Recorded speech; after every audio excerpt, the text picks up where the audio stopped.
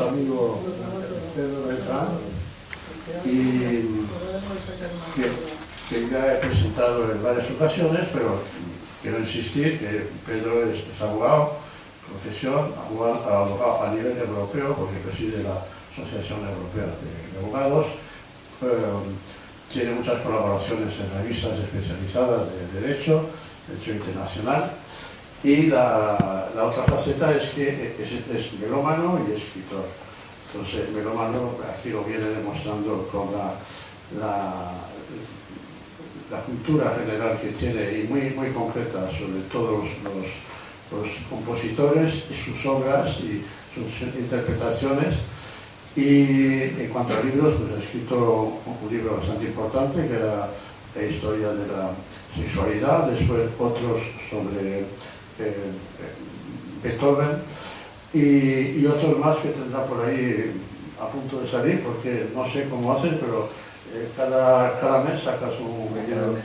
No, pero bueno, casi dos. Claro, o sea que estemos atentos porque... Así que en nombre de la Casa de Francia, muchas gracias. Hoy es un día un poco especial, en un principio de año griposo, pero bueno, vamos a ver si lo superamos entre todos.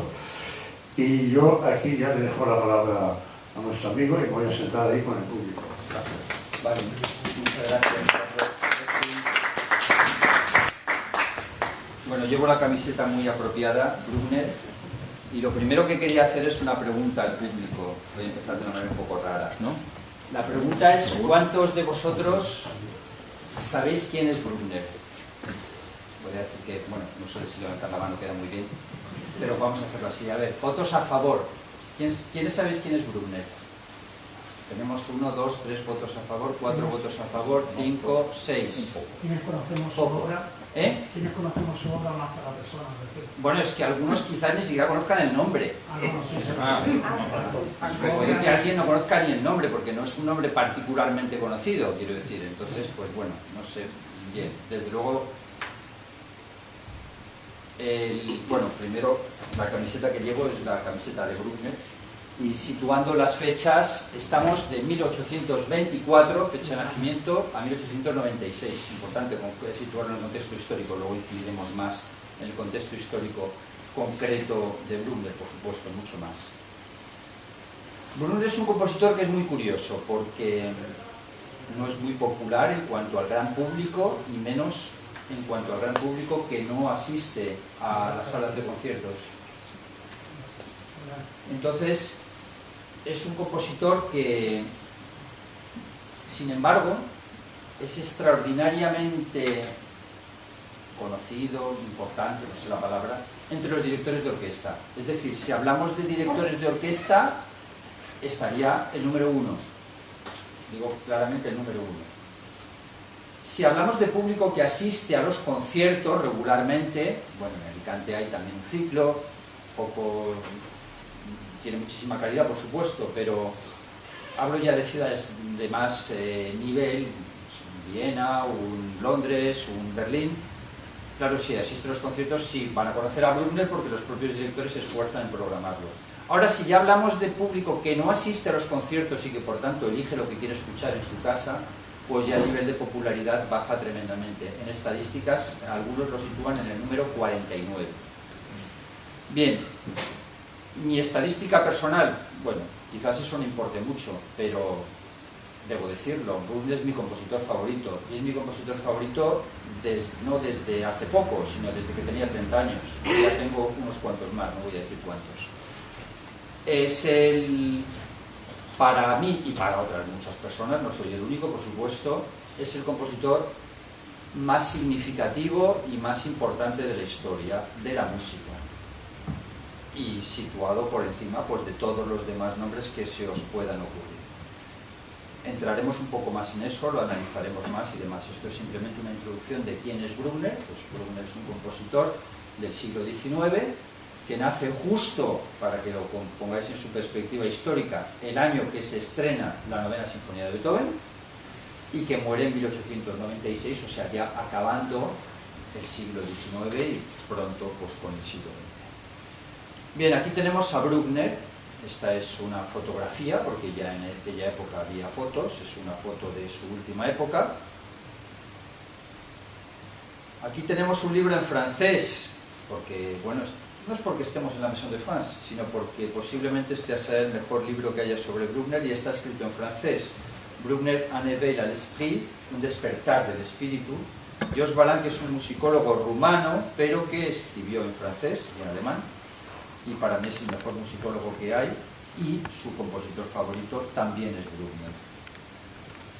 Si seguimos, tenemos el concierto de Año Nuevo muy reciente, del otro día.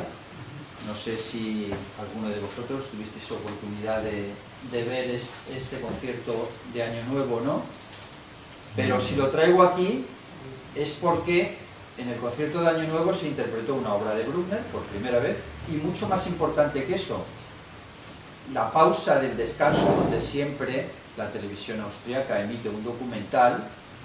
La película documental de este año, de 20 minutos, estuvo íntegramente dedicada al 100% a Bruckner, con lo cual ya tenemos unos datos que nos dicen que evidentemente no se trata de un compositor que no sea popular en ese sentido, porque ¿quién ha hecho que figure dentro del programa del concierto de Año Nuevo la obra de Bruckner? El director que dirige el programa, Christian Thielemann. ¿Quién ha hecho que se incluya el documental? Bien, eso será sin duda la televisión austriaca, quizás influida por Thielemann, pero claro, el concierto más difundido del mundo, el más popular, con muchísima diferencia, que llega a cientos de millones de personas, en ese concierto todo el documental de la pausa ha sido dedicado a Bruckner, por lo cual, evidentemente, estamos ante un compositor que, digamos, no sé, va siendo cada vez más conocido, por supuesto. Y esta es la portada de la revista Gramophone de este mes, enero de 2024. La revista Gramophone es la revista de discos más prestigiosa del mundo, con muchísima diferencia, y también tenemos en la portada a Bruckner, con lo cual pues incide en lo que indicaba al principio, quizás no por el súper gran público, pero sí es un compositor que se sitúa cada vez más dentro. En ese sentido, una cosa muy importante a destacar es que Bruckner, y esto quizás no sea muy atractivo decirlo, no es un compositor fácil. Cuando digo que no es un compositor fácil, no me estoy refiriendo a que es un compositor tipo Schoenberg, o bueno, Schoenberg inicial es muy romántico, un dodecafónico, en fin, esta música no es música contemporánea. ¿Cómo va a ser música contemporánea? Entre otras cosas porque es música del siglo XIX, o sea que es imposible. Las estructuras melódicas, demás, eso no es complicado. En lo que no es fácil es porque no es romántico. A Bruckner no le interesaba nada el romanticismo.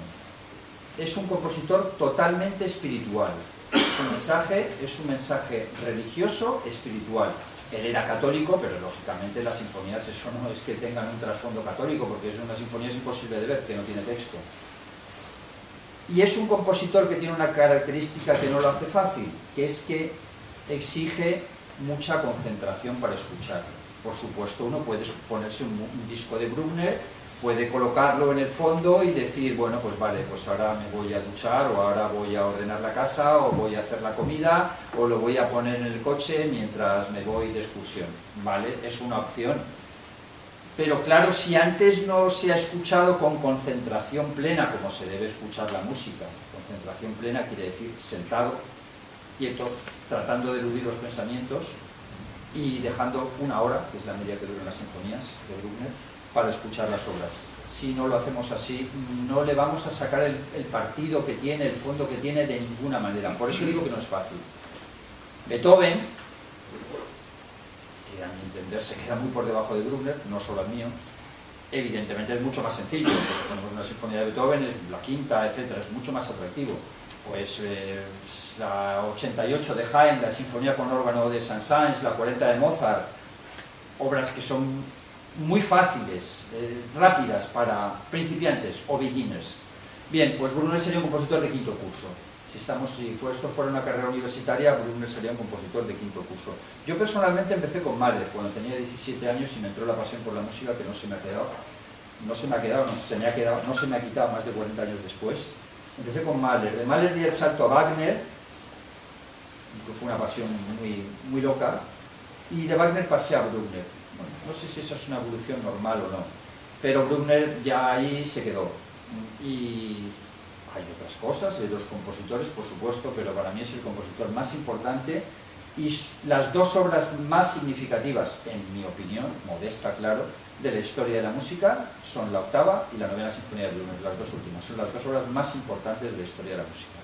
Por lo menos a mí las que más me entusiasman y me emocionan. Porque la música, pese a lo que digan algunos, en mi opinión, no es solo entretenimiento, es mucho más. La música es muchísimo más que entretenimiento. La música nos puede hacer mejores personas, la música nos puede mejorar en todo y hacer una vida mucho más intensa y profunda. Como decía Nietzsche, la vida sin música es un error.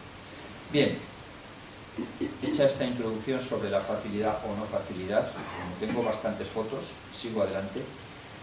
La última cena, y es de aquí, y esto que tiene que ver aquí la última cena, es de un pintor austriaco, Franz von Huden, no demasiado conocido, por lo menos no demasiado conocido en España, más en los países germánicos.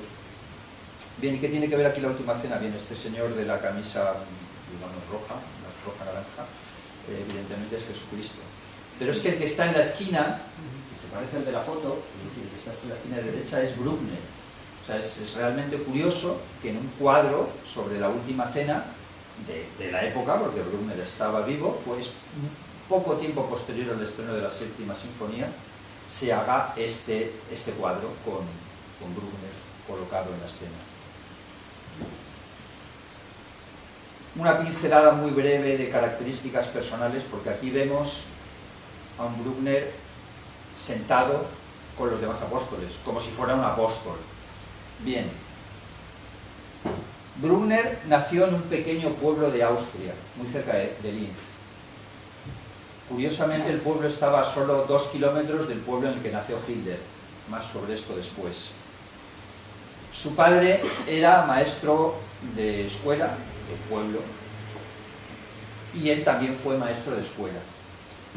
A los 14 años entró en una abadía que se llama San Florian, tenemos fotos luego, y se dedicó en San Florian pues a ser corista, empezó como maestro de escuela también, hasta los 30 años fue maestro de colegio en un pequeño pueblo rural de Austria, hasta los 30, Mozart se murió con 35, Schubert con 31 y Chopin con 37.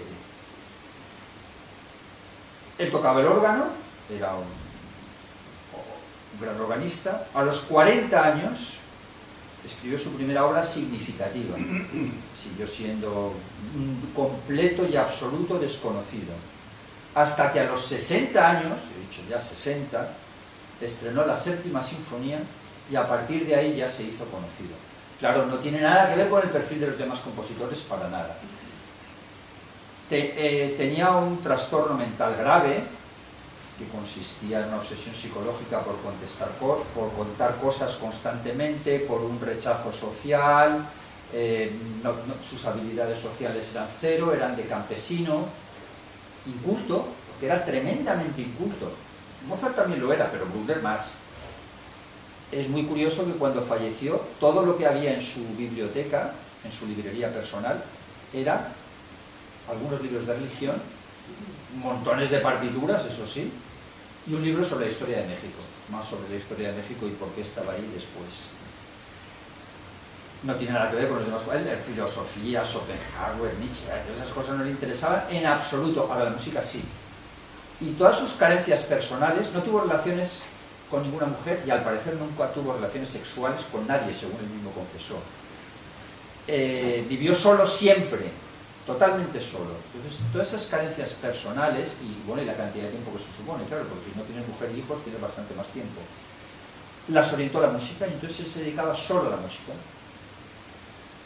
Esto es una pequeña pincelada, entraremos en más detalles conforme vayamos viendo más fotos. En esta caricatura tenemos a Wagner y a Bruckner, es una caricatura de la época.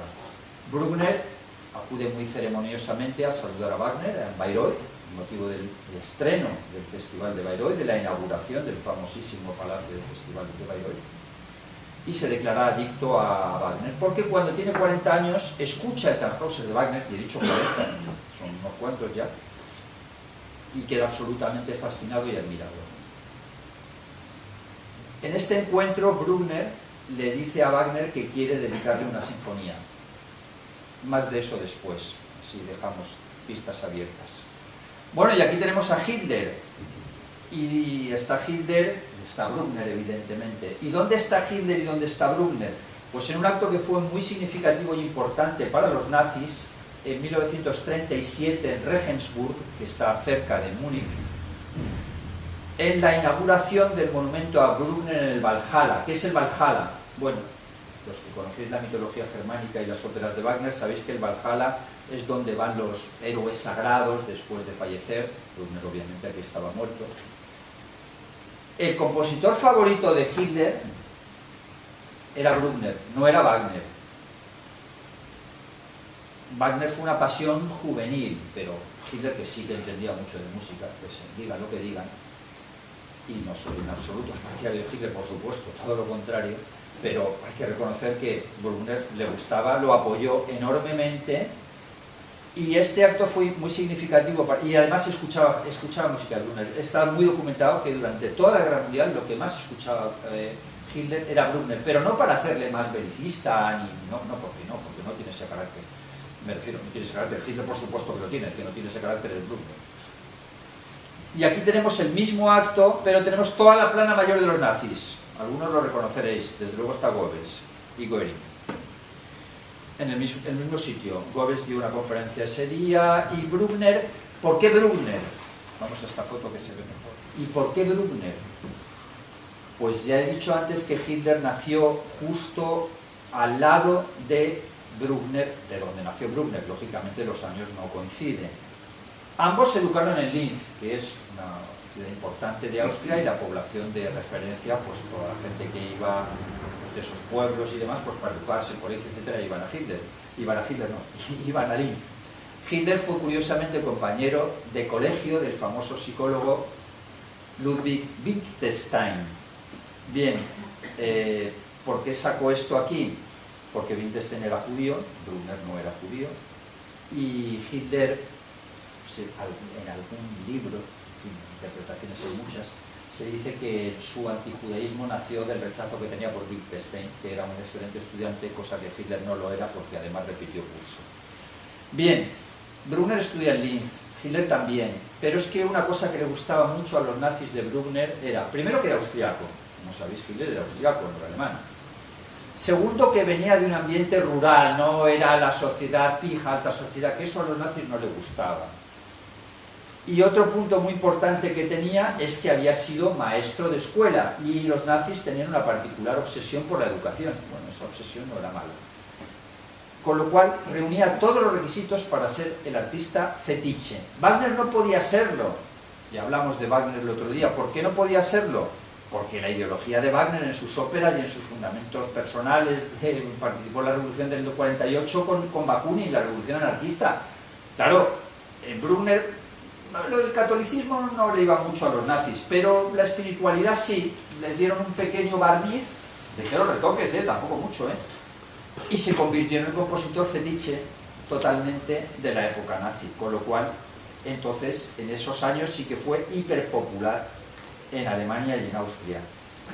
Lógicamente, de hecho, cuando Hitler muere, esto es súper significativo, el día que Hitler muere, mejor dicho, se suicida, que es una forma de morir al fin y al cabo, la radio alemana da la séptima de Bruckner, es decir, el homenaje a la muerte de Hitler es la séptima de Bruckner. Bruckner, sin embargo, no se vio afectado por este fanatismo de los nazis y de los nazis que tuvieron por él. No se vio afectado, pero nada, quiero decir que su popularidad en Alemania y Austria, que no tiene nada que ver la popularidad que tiene Bruckner en los países germánicos con la popularidad que tienen los países latinos, no tiene nada que ver. Aquí empieza un poco, pero en fin, no es lo mismo. No se vio afectado, es decir, se siguió tocando Bruckner, etc. Y por supuesto no se prohibió en Israel. Es curioso, también se podía haber prohibido Bruckner en Israel, se prohibió Wagner, pues no se prohibió Bruckner. Bien, bueno, sus razones tendrán los israelíes, no justificadas en cualquier caso. Bien, vamos a ir adelantando. Esto es San Florian. San Florian es una preciosa basílica barroca que está muy cerca de Linz. Y aquí es donde vivió una gran parte de su vida Bruckner, desde los 14 años, donde fue organista, donde además está enterrado y donde se han hecho muchísimos conciertos dentro del maravilloso festival de Bruckner que tiene todos los años lugar el Brucknerfestspiele de Linz en septiembre. Esta es una foto de Hitler en San Florian, es decir, está dentro de la basílica rindiendo homenaje a Bruckner. Bien. Pasamos ya. Esto no es obra, esto lo he traído aquí. La obra por la que quiero traer aquí no es la Sinfonía número 0, luego hablaremos de las numeraciones, porque esto de la Sinfonía 0 lógicamente es raro. La he traído por esta obra que pone aquí Helgoland. No sé si sabéis lo que es Helgoland. Helgoland son unas islas que están al norte de Alemania y que pertenecían al Reino Unido. Llegó a un acuerdo Alemania en la época de Bismarck con el Reino Unido para permutarlas por Zanzíbar, que es una isla muy grande de África que pertenece a Tanzania. Bien, cuando se hizo ese acuerdo histórico, unas pequeñas islas, luego que tuvo mucha importancia en la Guerra Mundial para la protección de Alemania, eran unas islas completamente fortificadas. La Primera Guerra Mundial no, la Segunda. Cuando se hizo ese acuerdo, Bruckner escribió una obra patriótica, Helgoland, y eso va relacionado con los nazis, porque claro, una obra patriótica alemana, que es su única obra realmente patriótica o que se sale del espíritu, digamos, religioso, por eso la traigo aquí. Bien, y a continuación es una foto de cianuro. Vosotros diréis, ¿y qué tiene que ver aquí el cianuro? ¿Para qué nos trae una foto del cianuro? ¿Y qué tiene que ver el cianuro con Bruckner? Bueno, pues esto es una anécdota, una anécdota dura, muy curiosa, que es que el último concierto que dio la Filarmónica de Berlín, en Berlín, el 12 de abril de 1945, 12 de abril, Hitler se suicida el 30 de abril, se interpretó Bruckner. Como no, último concierto de la Filarmónica de Berlín se cerró con la Cuarta Sinfonía de Bruckner. Ya a la salida, los nazis, algunos jóvenes nazis o personal nazi en general, digamos, repartieron a todos los asistentes cianuro para que se pudieran suicidar. Lo repartieron a los asistentes y lo repartieron a los miembros de la orquesta. 3 miembros de la orquesta se suicidaron. No se sabe si con este cianuro que les dieron o de otra forma, pero se suicidaron en esos días. Y por supuesto, el número de suicidios en Berlín en esos días es incalculable. No sabemos tampoco cuántos de los espectadores, porque no hay lista de eso. Es curioso y está asociado con Bruckner, porque como he dicho es el último concierto de la Filarmónica de Berlín y antes de que se acabe el nazismo, unos días antes, y justo es con Bruckner. Esto es el auditorio de Linz, que se llama Bruckner House, precisamente. Y aquí tenemos Notre Dame de París, y decir, ¿y ahora qué tiene que ver aquí Notre Dame de París? No, todas las fotos que yo traigo tienen un sentido y no han sido elegidas a propósito y estudiadas para hacer una conferencia que sea amena y que traiga bastantes anécdotas. Porque Bruckner era organista y Bruckner dio un famoso recital en Notre Dame de París que fue atendido por los mejores compositores franceses de la época, incluido Saint-Saëns, que no sabemos si se inspiró en eso para su famosa Sinfonía con órgano, una de las obras más populares y accesibles, la Sinfonía número 3, y por eso he traído la foto de Notre Dame. También tocó en Londres, en el Crystal Palace. Este es el Palacio de los Festivales de Bayreuth, del que antes hablaba, muy relacionado con Bruckner, porque asistió a todos y cada uno de los festivales Wagner de Bayreuth hasta que se murió, lógicamente. Desde el primero, desde 1876, fue a todos. Quiere decir que Bruckner asistió nada menos y nada más que al estreno mundial del Anillo del Nibelungo y al estreno mundial de Parsifal, que se estrenaron en este teatro de ópera. 1876 el Anillo del Nibelungo, 1882 Parsifal. Y esta es la tumba de Bruckner. ¿Y dónde está la tumba de Bruckner? La tumba de Bruckner pidió expresamente e insistió mucho, era un hombre bastante obsesivo, y se lo concedieron, ser enterrado debajo del órgano de San Florian. Es decir, que está en la Basílica de San Florian, de la que antes hemos visto las fotos, justo debajo del órgano. Arriba hay una lápida que pone Bruckner con sus fechas, 1824-1896, y abajo está la tumba. Vale, pasamos a una sección, bueno, no digo que el otro no haya sido ameno, que espero que lo haya sido, pero pasamos a una sección que siempre sabéis que traigo, que es la sección cine. Traigo sección cine siempre en cuanto a películas sobre el compositor y películas en las que aparece la música del compositor. En el caso de Bruckner traigo 3 películas y debo decir que ninguna de las 3 es realmente maravillosa o de amplia recomendación.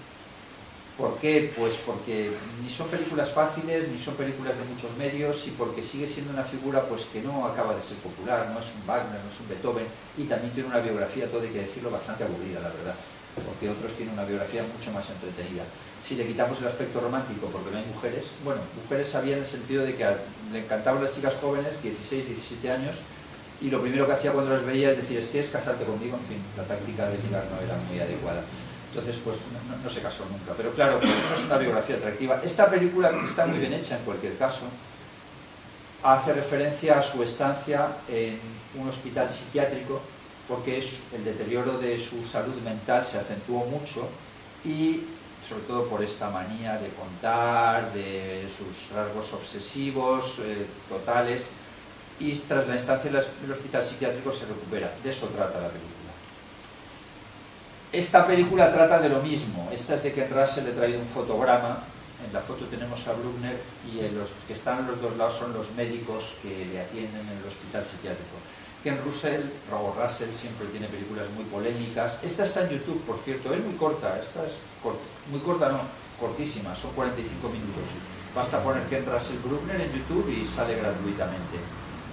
Y se llama precisamente la película The Strange Affliction of Dr. Bruckner, o sea, el extraño padecimiento sería la traducción literal. Bien, pues bien, se ve con interés porque es corta, tampoco es de muchos medios, y hace referencia vemos claramente pues, sus obsesiones y los problemas no psicológicos, sino un poco más, que tenía Bruckner.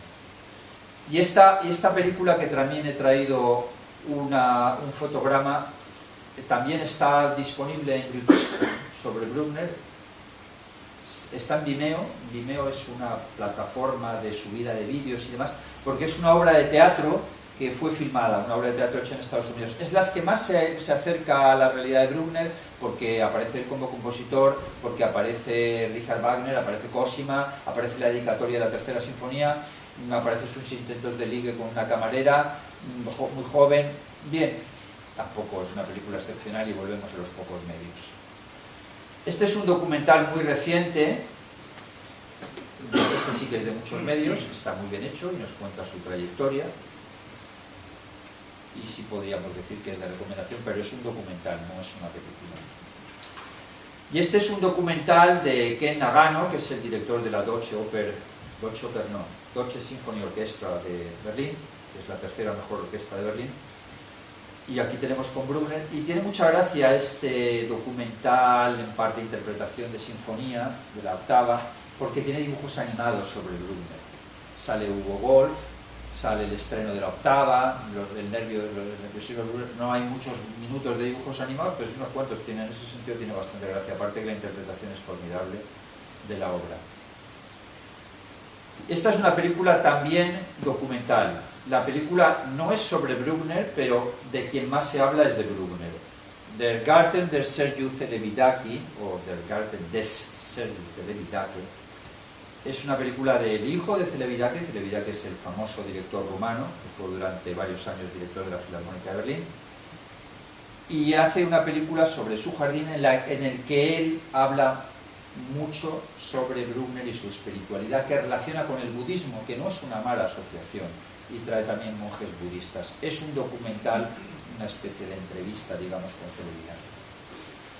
Esto es también un documental, no es concierto porque es un ensayo, es decir, como dice Celibidache en San Florian, ya sabemos lo que es San Florian. Bruckner más misa. Bruckner también escribió misas antes de las sinfonías. Esta es la mejor de todas, la tercera, que es una obra absolutamente soberbia. Y tenemos a Celibidache ensayando con su querida orquesta, la Filarmónica de Múnich, la tercera misa de Bruckner. Esta es otra película de Celibidache. You don't do anything, you let it evolve. No haces nada, lo dejas evolucionar. Bien, es su lema, y lo relaciona otra vez con Bruckner, porque Celibidache, sobre todo en los últimos años, tenía una auténtica obsesión con Bruckner. Y este es John Malkovich. ¿Y aquí qué tiene que ver John Malkovich? ¿A qué viene John Malkovich? Bueno, porque John Malkovich estrena ahora, a principio, este año, febrero, marzo, abril, una película en la que interpreta el rol de Celibidache, el director del que acabamos de hablar. ¿Y qué tiene que ver con Bruckner? Porque uno de los episodios que se relatan, no lo he visto, pero lógicamente porque no lo ha visto nadie, pero he leído las antecríticas o las presentaciones, sobre todo en las revistas musicales especializadas, habla de que lo fundamental, no lo fundamental, pero uno de los episodios más largos de la película es la interpretación de la séptima sinfonía de Bruckner en Bucarest por la Filarmónica de Múnich con Celibidache, lo cual significa que la película va a tener varias escenas con música de Bruckner. Por eso lo traigo aquí. Vale, esta es otra película que a mí me gusta muchísimo. Es una película muy curiosa porque, bueno, se llama Die Philharmoniker. Es una película sobre la Filarmónica de Berlín. Esta es una película, esto no es un documental. Es una película que se estrenó en una fecha extraordinariamente curiosa para estrenar una película en Berlín, que es diciembre del 44. Menuda fecha para estrenar una película. Hecha en el 43 y el 44, patrocinada por Goebbels. Vale, no es que me guste que esté patrocinada por Goebbels, por supuesto que no, evidentemente no, eso no es lo que me gusta. Es una historia romántica, pero la historia importa poco. Lo que realmente interesa mucho es que vemos a la Filarmónica de Berlín tocar, los actores directores son directores de la época, incluyendo el famoso bruckneriano Eugen Joachim, y la cierra Richard Strauss, dirigiendo Richard Strauss, que por cierto Furtwängler no quiso colaborar en absoluto con esta película, le dijo a Goebbels que él no pensaba participar en una película propagandística en esos momentos ya de la guerra, y poco después se escapó, en febrero del 45, es decir, 2 meses después del estreno, se escapó a Suiza. Y esta película es mucho más reciente. Esta no es una película, la otra sí es una película. Esto es un documental, pero bueno, hay documentales que tienen un nivel excepcional, y este es uno, de un español, además, bueno, mitad español, mitad alemán. Aquí tenemos el nombre abajo, Enrique Sánchez. Das Reich Orchester, la Orquesta del Reich. ¿Y por qué la traigo aquí? Porque otra vez volvemos a lo mismo, se ve la relación con Bruckner. Por cierto, coge fragmentos enteros de la otra película y vemos cómo en la sala donde tocaba la Filarmónica de Berlín, hoy destruida, claro, porque se destruyó en la Guerra Mundial, había nada más entrar una estatua de Bruckner, y cómo los músicos que se iban a presentar allí para los ensayos, etcétera, para entrar en la orquesta, lo primero que hacían era saludar a Bruckner. Ese episodio lo coge, este también, y por supuesto la música de Bruckner está presente en muchos momentos de la película. Además es estupenda porque nos relata toda la historia de la Filarmónica de Berlín de 1933 a 1945. Hilary Jackie tampoco es una película sobre Bruckner, esta sí que es de recomendación plena y absoluta. Jacqueline Dupré, la violonchelista que se casó con Daniel Barenboim, y Hilary es su hermana. Vale, Hilary importa poco, Jackie sí importa, y sobre todo importa Daniel Barenboim. Daniel Barenboim es, en esta película, uno de los intérpretes, a ver si lo explico correctamente, un actor hace de Daniel Barenboim, no es que Daniel Barenboim hace, sino un actor, Daniel Barenboim, que sigue todavía vivo. ¿Y por qué lo traigo? Porque Daniel Barenboim es otro fanático bruckneriano total, y no le ha cogido en sus últimos años como a la mayoría de los directores, sino desde siempre, desde que tenía 20, 25 años, y por eso lo traigo, porque es un representante de Bruckner, y además la película esta sí que es absolutamente de muchos medios, impecable, fabulosa película. A Very English Scandal. Aquí ya pasamos a las películas que tienen música de Bruckner. Esta está en Prime de Amazon, y aparece la película no tiene que ver con Bruckner, pero es bastante gracioso porque este señor que tenemos aquí en la foto del sombrero era el líder del Partido Liberal británico en un momento de gran auge del Partido Liberal, que tenía la posibilidad de llegar a primer ministro o si no quedarse en el número 2 del gabinete, y se estropea su historia porque inicia una relación homosexual con este señor que tiene al lado. En ese momento la homosexualidad estaba muy mal vista, incluso prohibida en el Reino Unido, pero no solo eso, sino que el otro le empieza a hacer chantaje y tal y decide matarlo. Claro, eso está un poco peor visto todavía. Se celebró un juicio y hay una escena muy curiosa en la que después de tener relaciones sexuales, él, el liberal, que le gustaba mucho Bruckner, o sea que eso no se lo ha inventado el guionista, dice qué maravillosa es la novena sinfonía de Bruckner. Y se escucha la novena sinfonía de Bruckner. Maravillosa es lo que más nos eleva, es el mundo elevado tal. Bueno, pues es un caso curioso de presencia de Bruckner en una miniserie televisiva de 4 episodios. Senso es de Luchino Visconti. Visconti es muy conocido por Muerte en Venecia y otras películas. Esta tiene como banda sonora casi todo el tiempo la séptima de Bruckner. O sea, allí no es que suene unos minutos, es que la séptima de Bruckner está constantemente y además súper bien puesta para el momento que es, aunque como pasa a veces, pues las bandas sonoras de las películas pues no están lo suficientemente bien grabadas. Pero la película es excelente, es soberbia, es el mejor Visconti, o una de las mejores películas de Visconti, digo Visconti en su plenitud, y bien, es Bruckner la banda sonora. La caída de los dioses es también una película de Visconti. No hace referencia a ningún tipo de dioses, sino que hace referencia a el empresariado alemán, concretamente los Krupp, que luego se fusionaron con los Thyssen, para crear la firma Krupp-Thyssen, y el apoyo a Hitler. Es decir, nos recoge cómo las fábricas de los Krupp se destinaron al armamento nazi. ¿Y qué tiene que ver Bruckner aquí? Porque Bruckner aparece su música en la película y además aparece muy bien reflejada de una forma completamente acertada. Porque en un momento dado, el protagonista masculino, o uno de los protagonistas masculinos, enciende la radio y suena Bruckner. ¿Qué quiero decir con esto? Que está reflejando Visconti lo que era la época. Quiero decir, en la radio alemana se escuchaba muchísimo Bruckner. Claro, eso para el que no entiende o no se da cuenta, pues no sabe, ni sabe lo que ha sonado ni nada. Pero, lógicamente, sí que está reflejando Visconti con el máximo acierto, que a Visconti le gustaba Mahler, pero también le gustaba mucho Bruckner. Y con el máximo acierto es meter a Bruckner ahí en la película. Aparte, la película, yo no diría que es totalmente excepcional, pero se ve con mucho interés, quizás no para repetir demasiado. Este es un documental sobre Hitler, es el documental que más me gusta a mí, se llama Hitler a Career, es del 77, o sea que no es muy moderno, entre comillas, pero no es el típico documental que tiene muchas entrevistas, ya no tengo nada en contra de las entrevistas tampoco, pero es todo de escenografía, imágenes de la época. Es un documental largo de 3 horas y domina en muchos momentos la música de Bruckner. Otra vez volvemos a que el que lo ha hecho sabe lo que está haciendo y sabe que a Hitler le buscaba Bruckner y por tanto pone música de Bruckner para ilustrar la vida y hazañas de Hitler. Y hazañas dicho entre comillas, por supuesto. Taking Sides es una película, esta sí que es película, no sé si se ven bien las letras, bueno, desde ahí se verá mejor que mi ordenador, claro, Taking Sides, tomando partido, der Fall es, en alemán es el caso Furtwängler. ¿Qué quiere decir el caso Furtwängler? Porque es un juicio, y ahí tenemos precisamente al Ministerio Fiscal, a Furtwängler en medio. Es el juicio a Furtwängler después de la Guerra Mundial, cuando se produjeron los famosos juicios de desnazificación.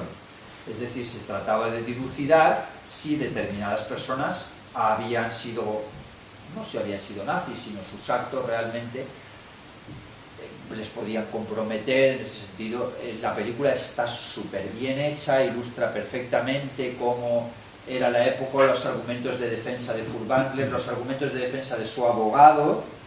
Para los juristas que hay por aquí también les puede resultar extraordinariamente interesante porque combinan música y derecho. Y aparece, por supuesto, como no, la música de Bruckner en varios momentos, claro. Perdona una interrupción. ¿Quién era Furtwängler? Vale, sí, disculpa porque a veces doy por hechas cosas que no debería dar por hechas. Furtwängler es el director más famoso de la primera mitad del siglo XX y algo más, porque muere en el 55. Es decir, era el director de la Filarmónica de Berlín, que entonces y ahora es la mejor, era y es la mejor orquesta del mundo. y fue un hombre que tuvo una relación muy estrecha con los nazis. Él todos los años celebraba el cumpleaños de Hitler tocando. Bueno, pues sí, colaboró con los nazis, y entre otras cosas porque no se fue, otros se fueron, otros directores se fueron, muchos se quedaron, la mayoría se quedaron, se quedó Joachim, se quedó Hans Naperbuch, la mayoría se quedaron, Clemens Krauss también se quedó, y Karajan, que supongo que a lo mejor lo conocéis más porque es de época más reciente. Karajan no solo se quedó, Karajan es que tenía carné de identidad, bueno, de militancia, no carné de identidad, carné de militante del partido nazi, que Furtwängler no lo tuvo.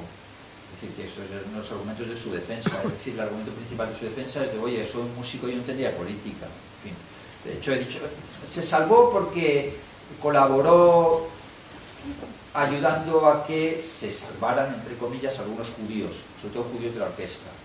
Entonces, por eso Furtwängler se salva, gana el juicio en definitiva, gana el juicio. Pero durante 2 años está prohibido, durante 2 años Furtwängler out. De hecho, es muy curioso porque le cesan como director de la Filarmónica de Berlín. Es que podría estar hablando horas de estas cosas, trataré de moderarme. Le cesan, claro, le cesan porque, bueno, le cesan cuando ya se ha acabado la Guerra Mundial. Evidentemente, se ha acabado la Guerra Mundial, un señor que había dirigido para el cumpleaños de nazi, de Hitler, que era medio nazi o nazi, ¿no? O que había colaborado estrechamente con los nazis, pues no podía estar ahí, ¿no? No podía estar al frente de la orquesta. Y nombra a una persona que se llama Leo Burkhardt, ese es muy poco conocido, que era un gran director de orquesta, sin duda, pero uno de los méritos de su currículum es que tenía carnet de militante del Partido Comunista, por lo contrario, ¿no? Que además esa era la zona de ocupación en ese momento, Berlín principalmente estaba ocupada por los rusos, ya sé que había 4 sectores, etcétera, pero estamos hablando del superprincipio, estamos hablando de primeros de mayo del 45. La orquesta ya se reúne a primeros de mayo del 45, toca con Leo Burkhardt, y Leo Burkhardt está de director de la orquesta 2 meses. Y diréis, 2 meses, ¿y por qué solo 2 meses? Porque los los estadounidenses, que tienen unos cuantos crímenes de guerra detrás, este es uno de ellos, en un control de policía pasa el coche, al parecer no se detiene como debía, y un soldado hace pim, pim, pam, fuego, y se carga el director de la Filarmónica de Berlín. Se carga, quiere decir que lo mata. No solo fue este el único que mataron, uno de los compositores mejores, y además que a mí me encanta particularmente, que se llama Webern, que son Schoenberg, Berg y Weber, pues Weber en el 45, a Leo Burkhardt lo matan en agosto del 45, o sea, acaba la guerra. Y Weber, a primeros de septiembre del 45, en un control que hay, entra en su casa un soldado, pum, pum, pum, fuego, se lo carga. Y podía haber sido el estadounidense también, y podía haber sido un cocinero. Bueno, no es que, bueno, cocinero era su profesión, estaba ahí de soldado. Y podía haber sido Weber, uno de los compositores líderes de la segunda mitad del siglo XX, perfectamente, porque además era relativamente joven, también Burkhardt lo era, y le quedaba mucho territorio, mucho por correr. Y curiosamente entonces nombran a Celebidache director de la Filarmónica de Berlín, y es que el Celebidache es del que hemos hablado antes, que ha salido varias veces, y está Celebidache director de la Filarmónica de Berlín desde el 45 al 54. En el 54 Karajan ha ganado también su juicio, y merecidamente. A Karajan le tenían que haber condenado, pero Karajan gana el juicio. Tuvo suerte también Karajan, y cada uno se salvaba por lo que salvaba, porque en septiembre del 38, dirigiendo los maestros cantores de Wagner en la Ópera de Berlín, con Hitler presente, claro, bueno, digo claro, no es que fuera todas las representaciones, pero en fin, estaba presente, se equivoca, hay un error de coordinación, y Hitler se enfada con él y dice, este no toca más. Y eso le salvó, porque si no, con todos los méritos que había acumulado hubiera quedado bastante mal. Pues eligen a Karajan en la Filarmónica de Berlín, cesan a Celebidache, más de eso después, porque está relacionado con Bruckner. Cesan a Celebidache, ¿y por qué? Pues está relacionado con el dinero y con los discos. Celebidache se negaba a grabar discos. Karajan, sabéis que se hizo multimillonario, tenía un avión de lujo, un jet, creo que se llama jet, es un avión suyo particular, aparte de montones de Ferraris, un yate de lujo, etcétera. Todo eso dinero que ganó con los discos. Celebritakis difícilmente hubiera ganado dinero porque no grababa discos, estaba empezando la discografía y claro, la orquesta dijo, no, mejor este que nos va a hacer ganar dinero que no este que no nos va a hacer ganar dinero. ¿Quién diría cómo evolucionan las historias ahora que se han acabado los discos? Y ahora casi todos los sueldos, el otro día comparaba los sueldos de las orquestas y las orquestas de Estados Unidos ganan todas, las 13 primeras orquestas de Estados Unidos en sueldo ganan más los músicos que en la Filarmónica de Berlín. Por lo cual, claro, pues ya esto ha cambiado porque como ya no hay discos, no hay discos, es verdad, apenas compran discos. Yo mismo lo compro, ¿para qué? Si en Irayo está todo, está absolutamente todo, le das clic y ahí te sale todo y con una calidad de reproducción maravillosa. Y en Medici están las óperas y hay un montón de plataformas, quiero decir, no tiene sentido comprar discos hoy. Bien, me he desviado un poco contestando Furtwängler, desde luego creo que la pregunta está contestada. 13 Days. ¿Y esto qué tiene que ver con Bruckner? Bueno, recuerdo que estábamos en la sección, que da un pequeño giro con... No soy un experto en cine, pero en fin, la película me encanta. Bien, pues Kennedy está diciendo, va a decidir si ataca Cuba o no. Y está en misa, una misa católica, porque Kennedy era católico, raro en Estados Unidos, porque creo que ha sido el único presidente católico. Era de una procedencia, una familia irlandesa, etc. Como saben, los irlandeses son católicos, a diferencia de los ingleses que son protestantes.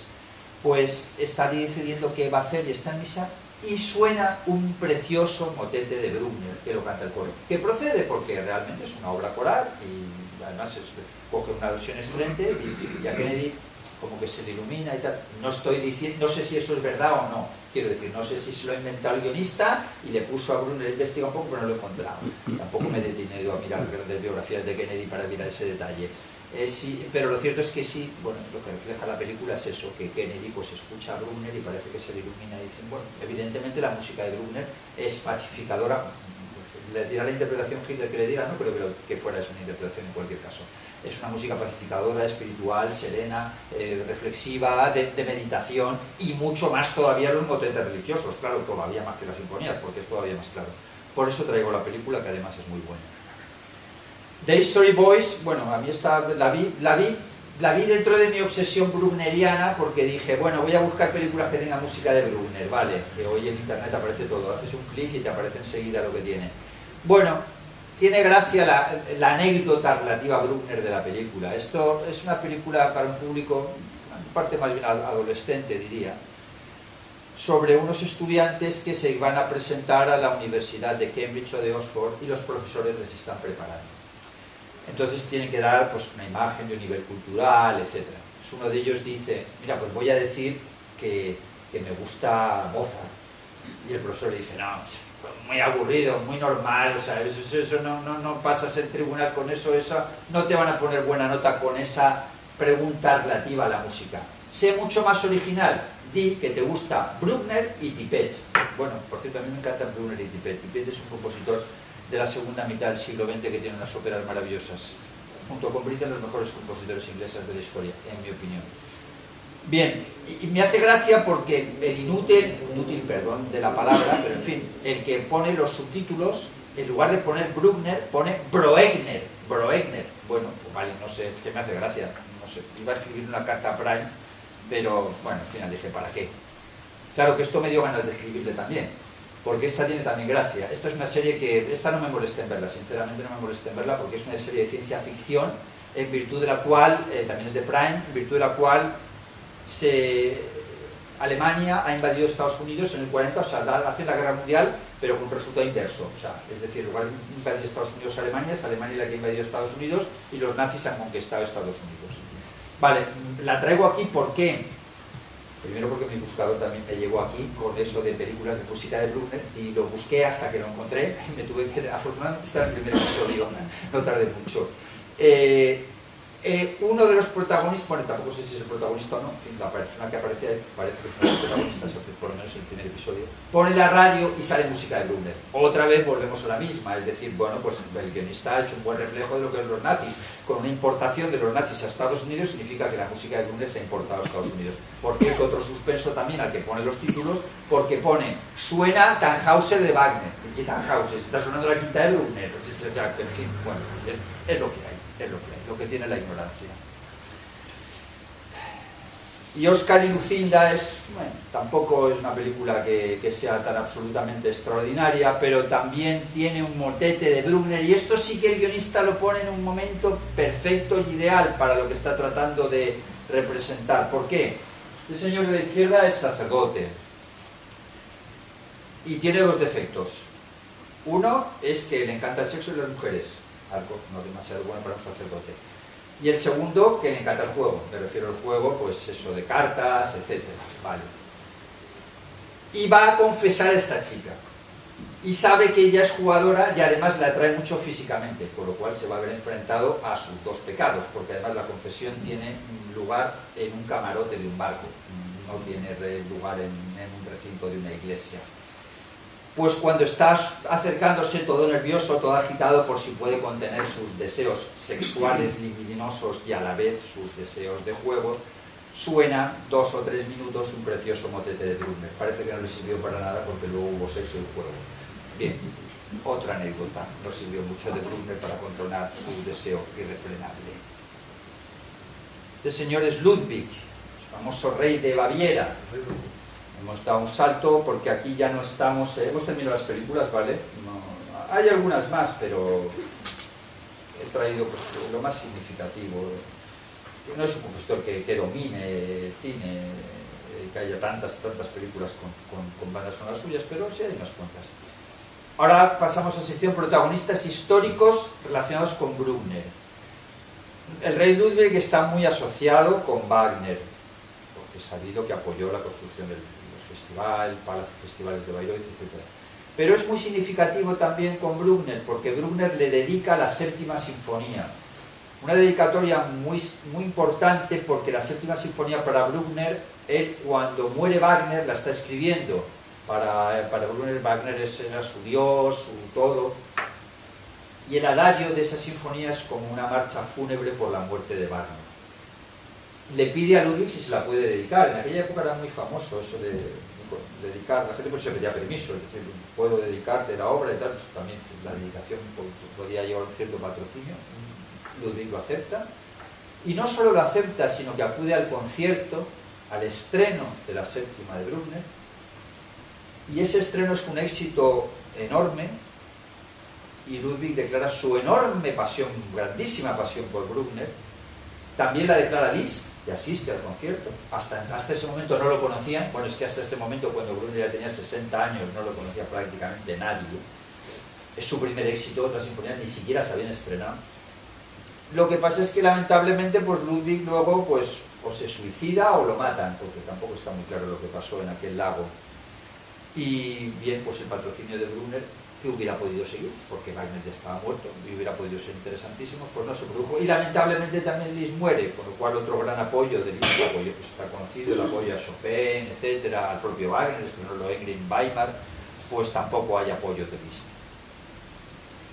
Y este es Francisco José I, o Franz Joseph, es el emperador de Austria, pues junto con la recientemente fallecida Isabel de Inglaterra, pues el rey que más ha gobernado. O sea, el trayecto histórico va del 1848 a 1916.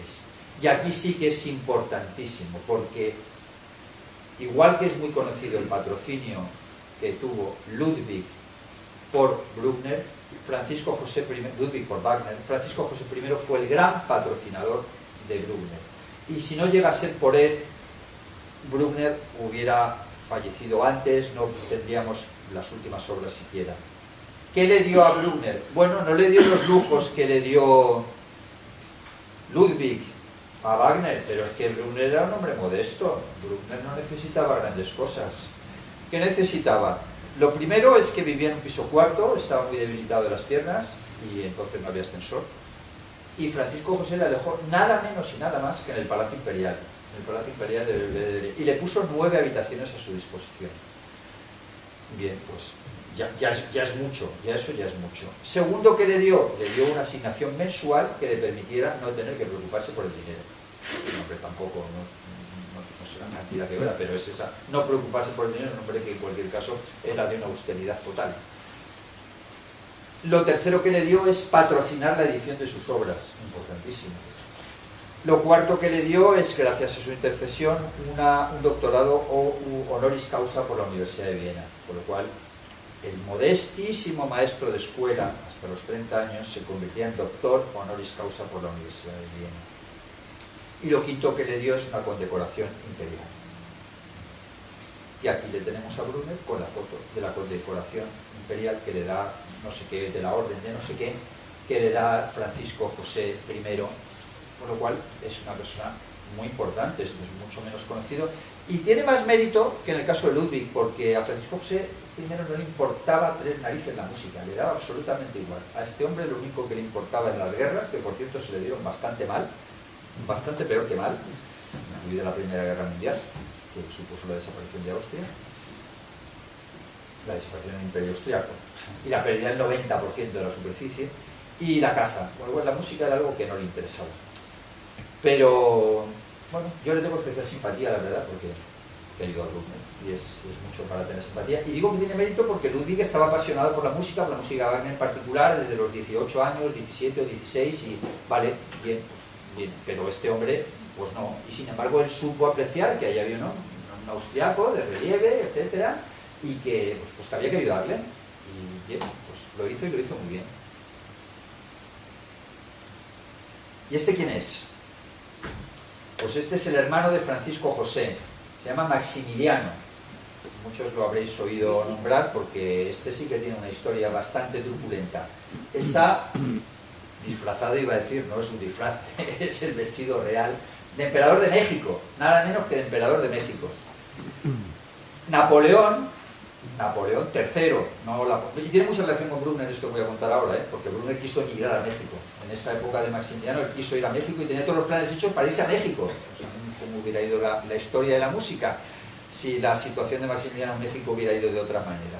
Napoleón III, que es muy importante en la historia. Cuando se habla de Napoleón siempre es Napoleón I, bueno, el segundo no existe porque se murió con 20 años, por lo cual es nada, no cuenta. Pero Napoleón III, sobrino de Napoleón I, casado por cierto con una española, Eugenia de Montijo, de la familia de Duque de Alba, la familia de Rosalba. Hay un retrato ahí precioso de Eugenia de Montijo en el Palacio de Liria en Madrid, que ahora es visitable en el interior. Pues Napoleón III decide proponer a Maximiliano, hermano de Francisco José, único hermano, que se convierte en emperador de México. Y Maximiliano, pues que era un hombre inteligente, preparado, muchos dicen que más que su hermano, ambicioso, pues dice, pues estupendo, voy a ir a México, voy a hacer un régimen liberal y en México, y se va a México y le coronan como emperador, por lo cual Maximiliano pasa a ser emperador de México. Esta foto, quizás la había puesto, esto es donde reside Brunner, o sea, el Palacio de Belvedere, no todo el palacio entero, no todo el palacio. Planta baja, le puso una planta baja para que no tuviera problemas con el ascensor, ahí tenía 9 habitaciones, lo único que hay ahora es una placa donde pone aquí falleció Brunner, porque falleció ahí y vivió ahí en la última época de su vida. Bien, seguimos con la historia de Maximiliano, Francisco José, Sisi, porque, bueno, supongo que sabéis que Sisi es la mujer de Francisco José, bastante más conocida la mujer que el marido. Esta miniserie me encanta y esta la recomiendo al 100%, es de mis películas favoritas. Miniserie quiere decir que tiene 3 horas y media, se llama, como veis, The Crown Prince o El Príncipe Coronado. ¿A quién hace referencia el Príncipe Coronado? Al hijo de Francisco José.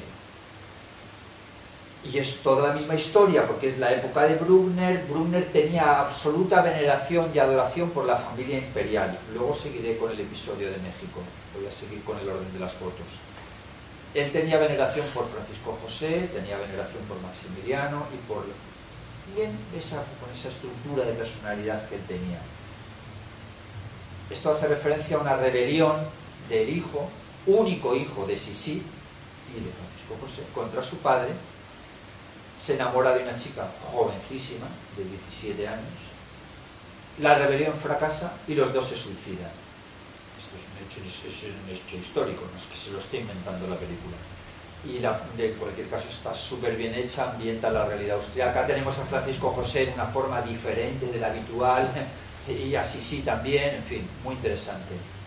Y estas son las famosas películas de Sisi, que las traigo aquí para situarnos en la realidad histórica, porque es la trilogía de Sisi con Romy Schneider, guapísima ella, y que lógicamente pues hace referencia a Sisi y a su marido, Francisco José. Esta es una Sisi muchísimo más moderna, pero la historia es parecida a las antiguas porque coge el periodo menos interesante, la chica muy dulce, muy femenina, muy bien, pero bien, tampoco diría que es... Bueno, se sigue muy bien en cualquier caso y mejores que las de Romy Schneider, que son muy artificiosas sin duda. Y esta es una serie muy reciente. Esta es una serie de Disney. No están mal las cosas de Disney, ¿eh? Tiene una serie de Picassos, no todas, claro, por supuesto, pero algunas hay que saber elegir. Tiene una serie de Picassos estupenda, de 8 episodios. Y esta es una serie de Sisi que realmente está muy bien hecha y que a la que ha tenido mucho éxito además y se van a incorporar luego más temporadas. Y por supuesto aparece Francisco José. Y esta es otra serie, pero esta es de Netflix, que a mí no me gusta, pero la decoración hay que reconocer que es impresionante y tiene la gracia de que está grabada justo en Bayreuth. Bayreuth es la ciudad de Wagner, porque el abuelo de Sisi era de Bayreuth y entonces todas las escenas prácticamente, creo, tienen lugar en los palacios. La he visto, esta sí que la he visto entera. Tienen lugar en los palacios imperiales de Bayreuth, porque Bayreuth tiene una tradición antigua como antes del tema de Wagner, en definitiva. La Emperatriz Rebelde es una película de Movistar también sobre el mismo tema, las tres grandes plataformas tienen sus películas en México. Este es un cuadro muy conocido, que es de Manet, que no es Monet, Edouard Manet, no Claude Monet, que el cuadro se llama El fusilamiento de Maximiliano. Y es porque Maximiliano fracasa en México, se alzan los rebeldes, está 4 años solamente y finalmente lo ejecutan. Cuando Maximiliano se desplaza a México, Bruckner decide ir a México. Por eso tiene su libro de historia de México en la biblioteca. Se lee, se estudia un poco, hombre, está bien, quiso coger información sobre el país. Debe ser quizás el único libro que leyera que no tuviera relación con religión y música. Parece que es el único. Y finalmente lo que pasa es que ve que pronto la situación de Maximiliano se convierte en inestable y decide no ir a México. Pero él seguía con su obsesión y cuando vuelve el cuerpo de Maximiliano, era pesado, Bruckner era pesado, cuando quería algo conseguía cosas difíciles, porque cuando vuelve el cuerpo de Maximiliano, él dice que tiene que ver el cuerpo de Maximiliano, no hacen el típico del entierro de Lenin, o sea, no hubo un entierro de Maximiliano que se viera el cuerpo, pues él insiste y consigue ver el cuerpo de Maximiliano. Tiene una obsesión increíble por los cadáveres. Cuando se cambian los restos mortales en el cementerio de Viena, de Schubert y de Beethoven, Bruckner insiste en que quiere ver los cráneos, que tiene que coger los cráneos. Bueno, y con su pesadez le dejan, y hasta los besa y todo. Bien. Maximiliano, Bruckner, la familia imperial, procede totalmente. Seguimos con la familia imperial. Este señor de la foto, no sé si lo conocéis, pero es uno de mis compositores más queridos, que se llama Alban Berg. Y la que está, es su mujer Elena. ¿Y por qué? ¿Qué tiene que ver aquí Elena? Esto tiene bastante gracia, porque la mujer de Berg era hija de Francisco José, hija de su amante, pero amante no de un rato, ¿vale? No amante de una semana o de una noche loca, amante de unos 15 o 20 años con visitas prácticamente diarias. Y por tanto es bastante gracioso, en fin, me resulta muy gracioso personalmente, que la mujer de Alban Berg resulta que fuera hija de Francisco José. Y en esta foto tenemos, la foto en el coche, está primero Alban Berg, que murió en 1935, una picadura de una avispa que se contagió y evolucionó mal. A su derecha está el escritor Franz Werfel, que es el tercer y último marido de Alma Mahler, primero Mahler, segundo Gropius, y detrás en la foto están Elena Berg y la famosísima y queridísima Alma Mahler. Bien, Francisco José, bueno, porque su hija la llamaba la emperatriz, a la chica, todos los de su entorno la llamaba la emperatriz. De hecho, las memorias finalmente se publicaron en años 1985. Vale, damos aquí un salto a otro tema, que es de dónde nace o de dónde viene o cuál era la máxima inspiración para la música de Bruckner. Y lo primero que tenemos aquí es un disco que me fascina absolutamente, que es con el maravilloso Leonard Bernstein, con la también muy querida Filarmónica de Viena, en una transcripción para orquesta de los últimos cuartetos de cuerda de Beethoven. Concretamente en este es del Opus 131, es una de las últimas obras de Beethoven. De ahí nace Bruckner.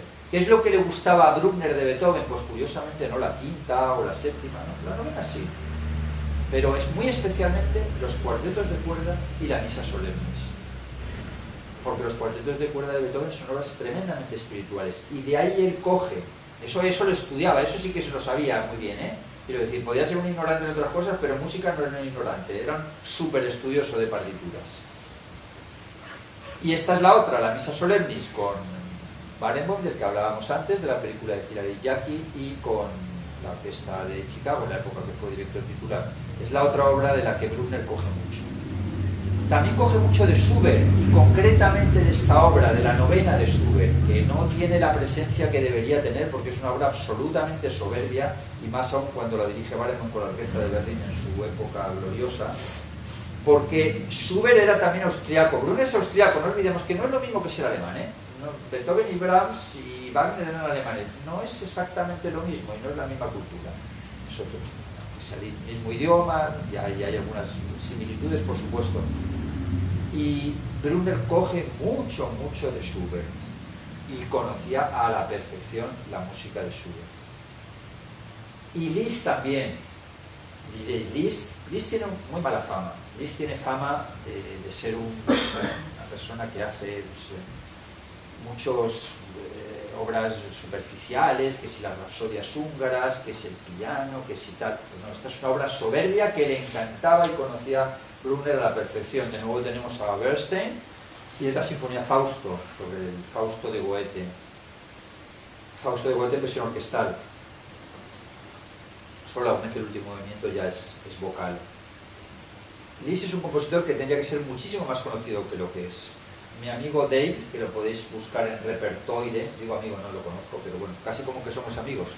Si buscáis en Repertoire en YouTube, Repertoire Dave tiene nada menos que 3.100 vídeos, he dicho bien 3.100 vídeos, todos de música. Este hombre empezó con la música a los 12 años, tiene 61, no se le ha pasado. Y es de las cosas que dice, también le encanta a Bruckner, tiene un programa por cada sinfonía y unos cuantos más.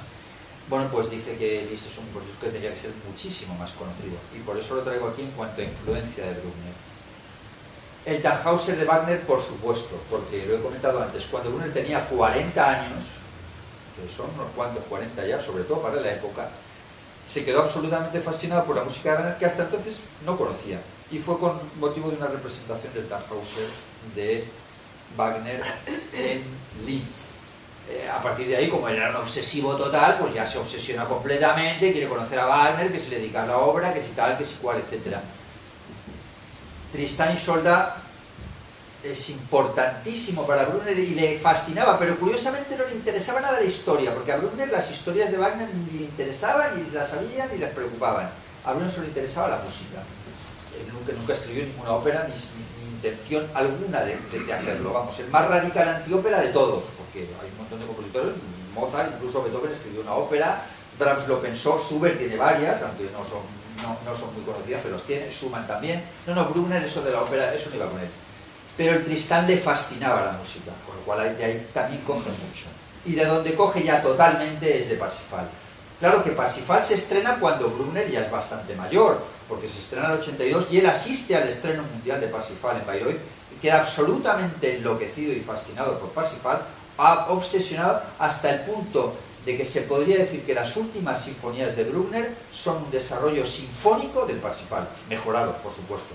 Parsifal es la obra soberbia de Wagner desde un punto de vista musical, por lo menos, cada uno con las interpretaciones religiosas y espirituales que quiera hacer. El Tristán también lo podemos colocar al mismo nivel, las otras no. Y la segunda de Mahler, esto es posterior. Yo recuerdo a Alfonso Guerra en la televisión que le preguntaron, bueno, ¿y a usted que le gusta tanto Mahler? Me acuerdo, pero tengo muy grabado esa entrevista. ¿Y a usted que le gusta tanto Mahler? Pues, porque decía que él escuchaba, trabajaba con Mahler, que estaba 24 horas trabajando con Mahler. Eso contribuyó mucho a Alfonso Guerra a que se popularizara Mahler en España, otras cosas las hizo un poco peor. Pues le preguntan y dice en la entrevista, bueno, ¿y Bruckner? ¿Le gusta Bruckner? Contesta, desde el momento en que Mahler destruye el concepto de sinfonía, todo se parece. No, ignorante, ignorante, que es anterior. Mahler fue alumno de Bruckner. Luego, no puede ser al revés, lógicamente. No puede influenciar Mahler a Bruckner, pues además es una cuestión puramente cronológica. Entonces, esta obra sí que es básica porque esto es un desarrollo de Bruckner, es una sinfonía que ha enloquecido a mucha gente. A mí me tuvo enloquecido también una cierta temporada cuando tenía 18 años, me costó un poco que se me pasara, y es completamente espiritual. De hecho, el subtítulo es Resurrección, la palabra es muy espiritual, y el coro final es pues un coro religioso. Bueno, pues evidentemente la influencia es total de Bruckner. Antes estábamos en el pre-Bruckner y ahora estamos en el post-Bruckner. Y esta es una película muy reciente de Netflix, que es una auténtica basura, literalmente una basura. Bueno, si al que le guste, que le guste, el que la haya visto, las opiniones son muy respetables, yo expreso la mía, que casi me indignó, estuve por cortarla, en fin, la vi hasta el final, no sé si por obligación moral o por qué.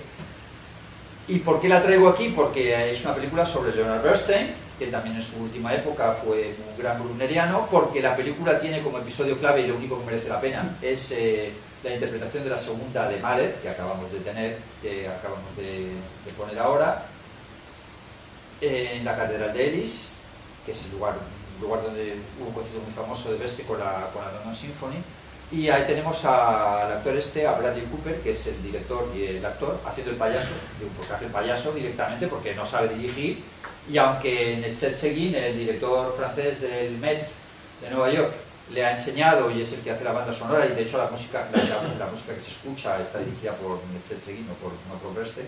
No sé por qué no han cogido de banda sonora las interpretaciones de Bernstein con la London Symphony y la Filarmónica de Nueva York. Bueno, lo cierto es que, bien, esta es una película que para mí es un desastre porque no profundiza en nada en la pasión de Bernstein por la música. A mí la relación que tuviera con esta mujer y si Bernstein era o no era homosexual, pues me interesa bastante poco, la verdad. Y tampoco profundiza eso. Es una película de silvanada y para mí ha sido una gran frustración porque me encanta Bernstein, lo vi dirigir con cierta frecuencia en vivo cuando, sobre todo en mi juventud, porque bueno, pues es de mi época, y bueno, pues la esperaba con mucho interés y bueno, pues para qué. Esta, sin embargo, la recomiendo total y absolutamente. Bride of the Wind, o en español La novia del viento, que está disponible además en castellano en Amazon con el título La novia del viento. Bueno, en cualquier caso de estas películas tienen casi todos subtítulos. Esta hace referencia a la relación de Alma Mahler con sus maridos y particularmente con Mahler. El otro día publiqué en Facebook una entrevista, hace 2 o 3 días, una entrevista de Alma Mahler hablando de Bruckner y hablando de la pasión de su marido, de Gustav Mahler, por Bruckner y de cómo llevaba Mahler un medallón con la imagen de Bruckner siempre que iba a un concierto, y cómo consideraba que visitar la tumba de San Florian era rendir homenaje a su gran maestro, porque, lo he dicho antes, Mahler fue alumno de Bruckner. También lo fue su hombre, por cierto, de menos también, una cuestión puramente cronológica. La película es maravillosa porque hace referencia a todas las relaciones amorosas de Alma Mahler, es decir, sus 3 matrimonios y unas cuantas cosas más. Me refiero a unas cuantas cosas más porque también tuvo amantes, entre otros el pintor Oskar Kokoschka, que es el que está aquí y que da título a la película. Bride of the Wind se llama La novia del viento, que es uno de los cuadros más famosos de Kokoschka, en los que hay 2 personajes abrazados que son Oskar Kokoschka, el pintor, y Alma Mahler. Bueno, Alma era mucho más joven que Mahler, se casó con él cuando ya tenía 20 años, él tenía 40 pero bastante mal llevados, con problemas de corazón, y bueno, pues le fue infiel con Walter Gropius, el arquitecto, con el que luego se casó, el famoso arquitecto de la Bauhaus. Y bien, su currículum amoroso es sin duda impresionante. Tuvo como amantes a Klimt, que esto es una versión del cuadro, tuvo como amante a Kokoschka, no se llegó a casar con él, se quedó embarazada de Kokoschka, pero decidió abortar porque no le pareció el padre adecuado. Decidió hacer el hijo con Gropius y la hija, que lamentablemente falleció con 17 años por poliomielitis, y Alban Berg hizo una de las obras más maravillosas de la historia de la música, que se llama El concierto para violín o Concierto a la memoria de un ángel. Bien, por cierto, tuvieron una hija también, con Mahler, tuvieron dos, pero una se murió. Mahler estaba escribiendo los Kindertotenlieder, traducción castellana, las canciones por la muerte de los niños, y Alma siempre le reprochó que por culpa suya se había muerto por lo que está escribiendo. Bueno, murió una de las hijas. La otra se hizo escultora. Hace relativamente poco una exposición en el IBAM en Valencia sobre obras de Anna Mahler, Anna, hija de Gustav Mahler y Alma Mahler. Y siguiendo el currículum de su madre, se casó nada menos que 5 veces, no está mal. Suelen casarse, en esas cifras suelen casarse más los hombres que las mujeres, excepto Elizabeth Taylor, que llegó a 7, y Tessa Gabor, que llegó a 9. Bien, pues Anna Mahler es, como decía, escultora, y además también tuvo amantes, y durante 9 años fue amante del presidente de Austria, presidente dictador, época nazi. Esta película es de súper reciente estreno, porque la han subido, si es la palabra que se utiliza coloquialmente, creo que es la palabra que se entiende, o está disponible en la plataforma de cine que más me gusta, que se llama Filmin, y he tenido la oportunidad de verla hace solo 2 días, porque tenía mucho interés en que la subieran, y debo decir todo lo contrario que lo que he dicho de la película de Maestro. Me gusta muchísimo, tenía como referencia Bride of the Wind, y no quito la referencia, la que he puesto antes, las dos están súper bien. Esta coge el momento, y estoy sacando aquí a Mahler porque es el continuador de Bruckner, por la relación que tenía Alma Mahler, por todo lo que habla Alma Mahler de Bruckner, y porque está ahí, porque es completamente respetable. Barenboim también opina lo mismo, y Josh Balan también. Bien, esta película coge el final de Mahler, cuando era director de la Filarmónica de Nueva York, esa orquesta que dicen que se cargó Pierre Boulez, cuando era director de la Filarmónica de Nueva York, y ya estaba mal, ya de salud ya estaba bastante mal, y principalmente se centra en la relación con Kokoschka, muy pasional, como dice el propio título, con escenas de sexo, bien, vale, no importa. Tenía 30 años, Alma, en ese momento, con 31 se muere Mahler muere en 1911, tenía solo 50 años Mahler cuando muere. Y hace referencia a la relación con Kokoschka, pero tiene varias cosas que me encantan. Lo primero, que está muy bien hecha, bueno, además es en alemán, que es mi idioma favorito, eso es un punto a favor. Tiene subtítulos en castellano en Filmin, por supuesto, y se puede ver incluso en versión doblada, si uno lo prefiere así. Me encanta porque tiene el estreno de la novena de Mahler, y tiene como actores, alguien que hace de actor, claro, a Bruno Walter, que es uno de los grandes directores del siglo XX. Y vemos el estreno de la novena con Alma ahí, con Bruno Walter, hace referencia a Schoenberg, hace referencia a Hans Pfiffner, el autor de esta ópera tan maravillosa que se llama Palestrina. Y bien, está toda la época, aparece en la película también, que en la otra no está. Esta está concentrada en un periodo más corto, digamos. Aparece en la película el heredero. Ellos le llaman el heredero. ¿Quién es el heredero? Francisco Fernando. ¿Y quién es Francisco Fernando? Bueno, pues hemos dicho antes que el hijo de Francisco José I se suicida. Bien, ¿a quién se nombra heredero del famosísimo y súper importantísimo y enorme imperio austriaco que incluía... Entonces ya le habían cambiado el nombre, gracias a Sisi, imperio austrohúngaro, pero bueno, incluía Hungría, incluía Chequia, incluía parte de Polonia, incluía Galicia, no Galicia, sino Galicia, la Galicia que está ahora en Ucrania, Galicia exactamente, o Galicia, según como lo queramos leer o pronunciar. Incluía por supuesto parte de los Balcanes, tenía colonizada Bosnia. Bueno, pues el heredero a Francisco, y aparece en la película, y aparece en el estreno de la novena de Mahler, que es además histórico, que estuvo allí, porque el estreno de la novena de Mahler es en 1912, es estreno póstumo, y el estreno de la novena de Mahler lo dirigió Bruno Walter, y aparecen las escenas con el estreno, por lo cual pues ya solo eso, claro, yo lo miro desde un prisma estrictamente musical, ya he dicho que no soy un experto de cine, solo eso merece mi más amplia recomendación. Además tiene mucho ritmo, es relativamente corta, 1 hora 40 minutos, la otra tampoco es muy larga, está por ahí, 1 hora 50, y desde luego la recomiendo. Y Filmin muchísimo mejor que Netflix, o vamos, no tiene comparación. Filmin el 70-80% del cine es de calidad, en Netflix yo diría que el 5%, y no sé si es demasiado alta la cifra. Esta es una de mis obras favoritas y también tiene una enorme relación con Bruckner porque Schönberg fue alumno también de Bruckner. Schönberg, he dicho que aparece en la película, aparece mencionado, no es actor en la película, Bruno Walter sí que lo es. Gurre Lieder es una obra fascinante que es el Schönberg romántico, es hiperromántico, es como el Tristán y Isolda llevado al máximo. Esto es con representación escénica, que no es una obra escénica, pero se puede hacer perfectamente con representación, claro que sí. Y por eso la relación, porque estamos en relación con el post-Bruckner, digamos. El post-Bruckner sería Mahler, que hemos hablado ampliamente, y Schönberg. Que Bruckner no tiene una importancia enorme, no para el público ordinario, correcto, pero sí para los directores de orquesta y sí para los músicos, por supuesto. Y este es Nielsen, porque es otro desarrollo más de Bruckner, y lo traigo aquí porque ha ganado el premio este disco, al mejor, muy merecidamente además, al mejor disco del año, en música culta, no me gusta la palabra clásica, además Nielsen del siglo XX, al mejor disco del año 2023, de la revista Gramophone, que es los premios Gramophone, que son los premios dentro de la industria del disco de música culta, los más prestigiosos. Y también hay una influencia directa. La Sinfonía Cuarta, preciosa, se llama La Inextinguible, qué título tan bonito. Y realmente ahí la inspiración bruckneriana es clara. En parte Brahms también.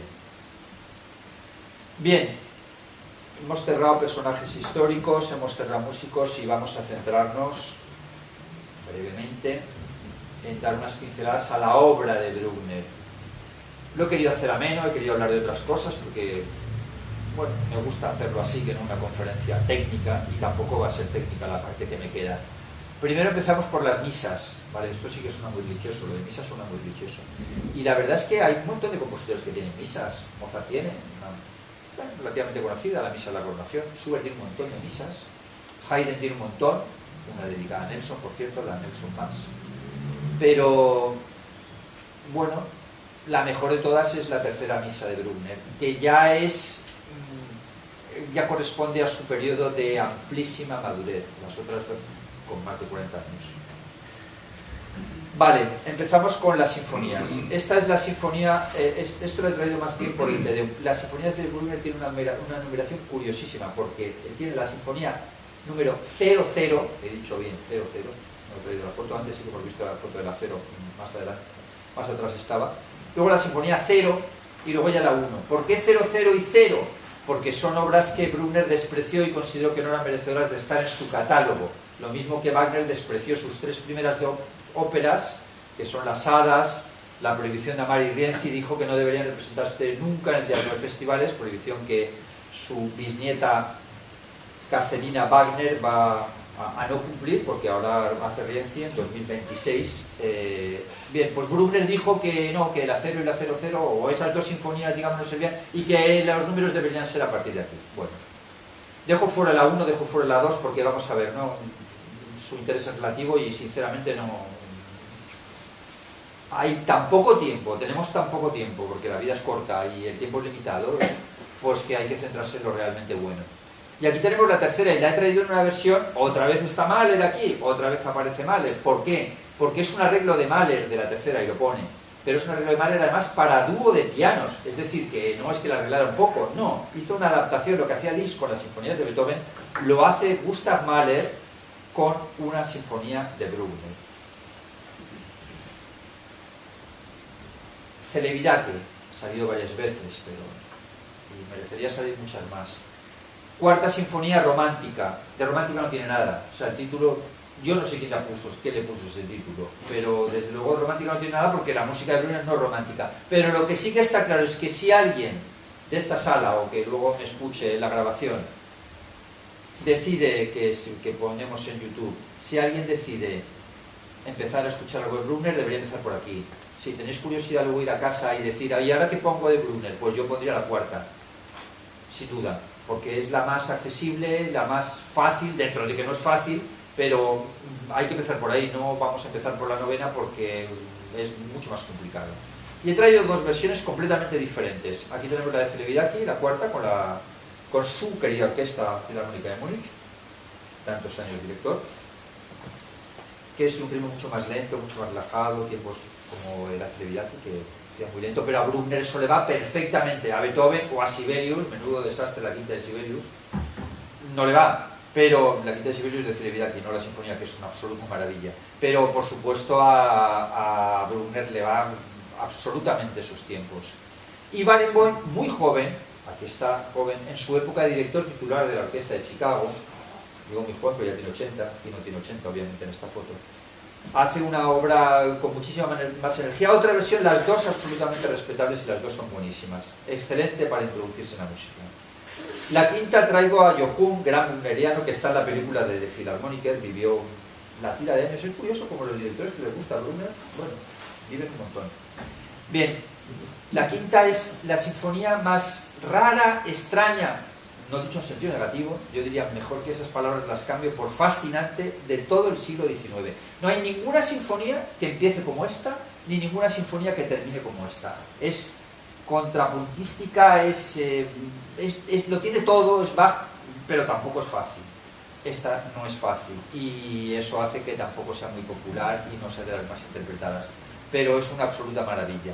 La sexta, y de nuevo Barenboim, no con 80 años, con unos cuantos menos, esta también es muy accesible y también en ese sentido es muy recomendable para beginners o principiantes en Bruckner.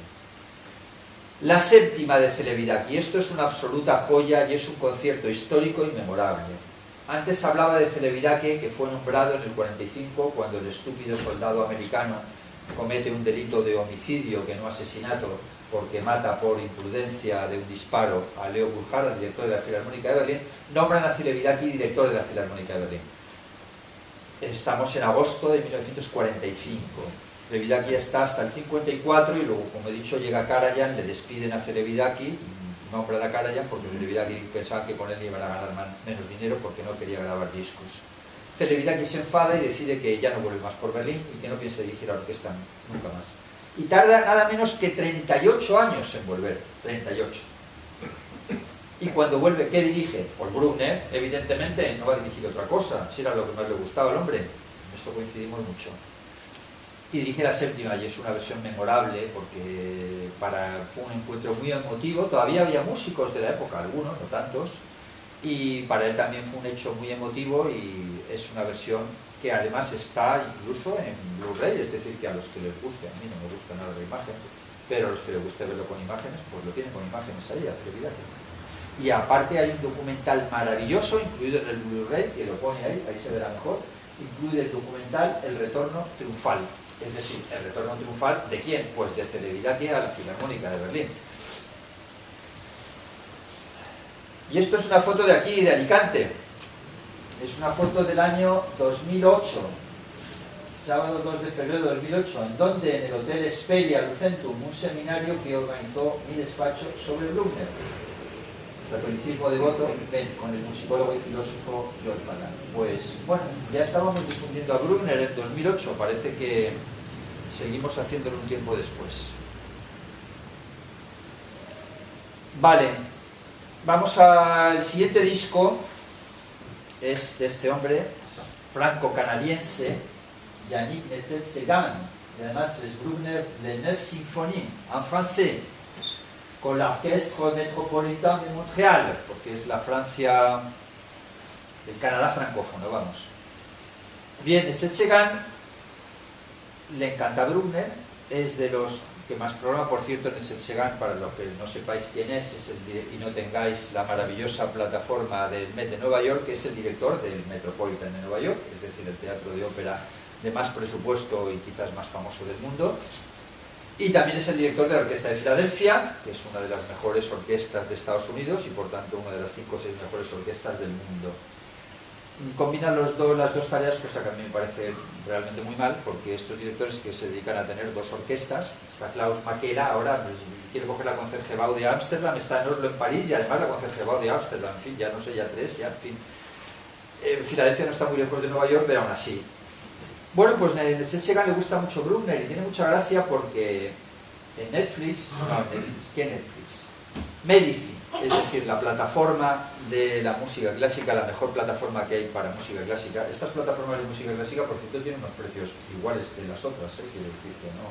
que no son plataformas caras, y ahí está todo. En Netflix hay Netflix, que no Netflix. En Medici hay nada menos que 1.250 documentales de música clásica, 1.250, aparte de la tira de conciertos, de óperas.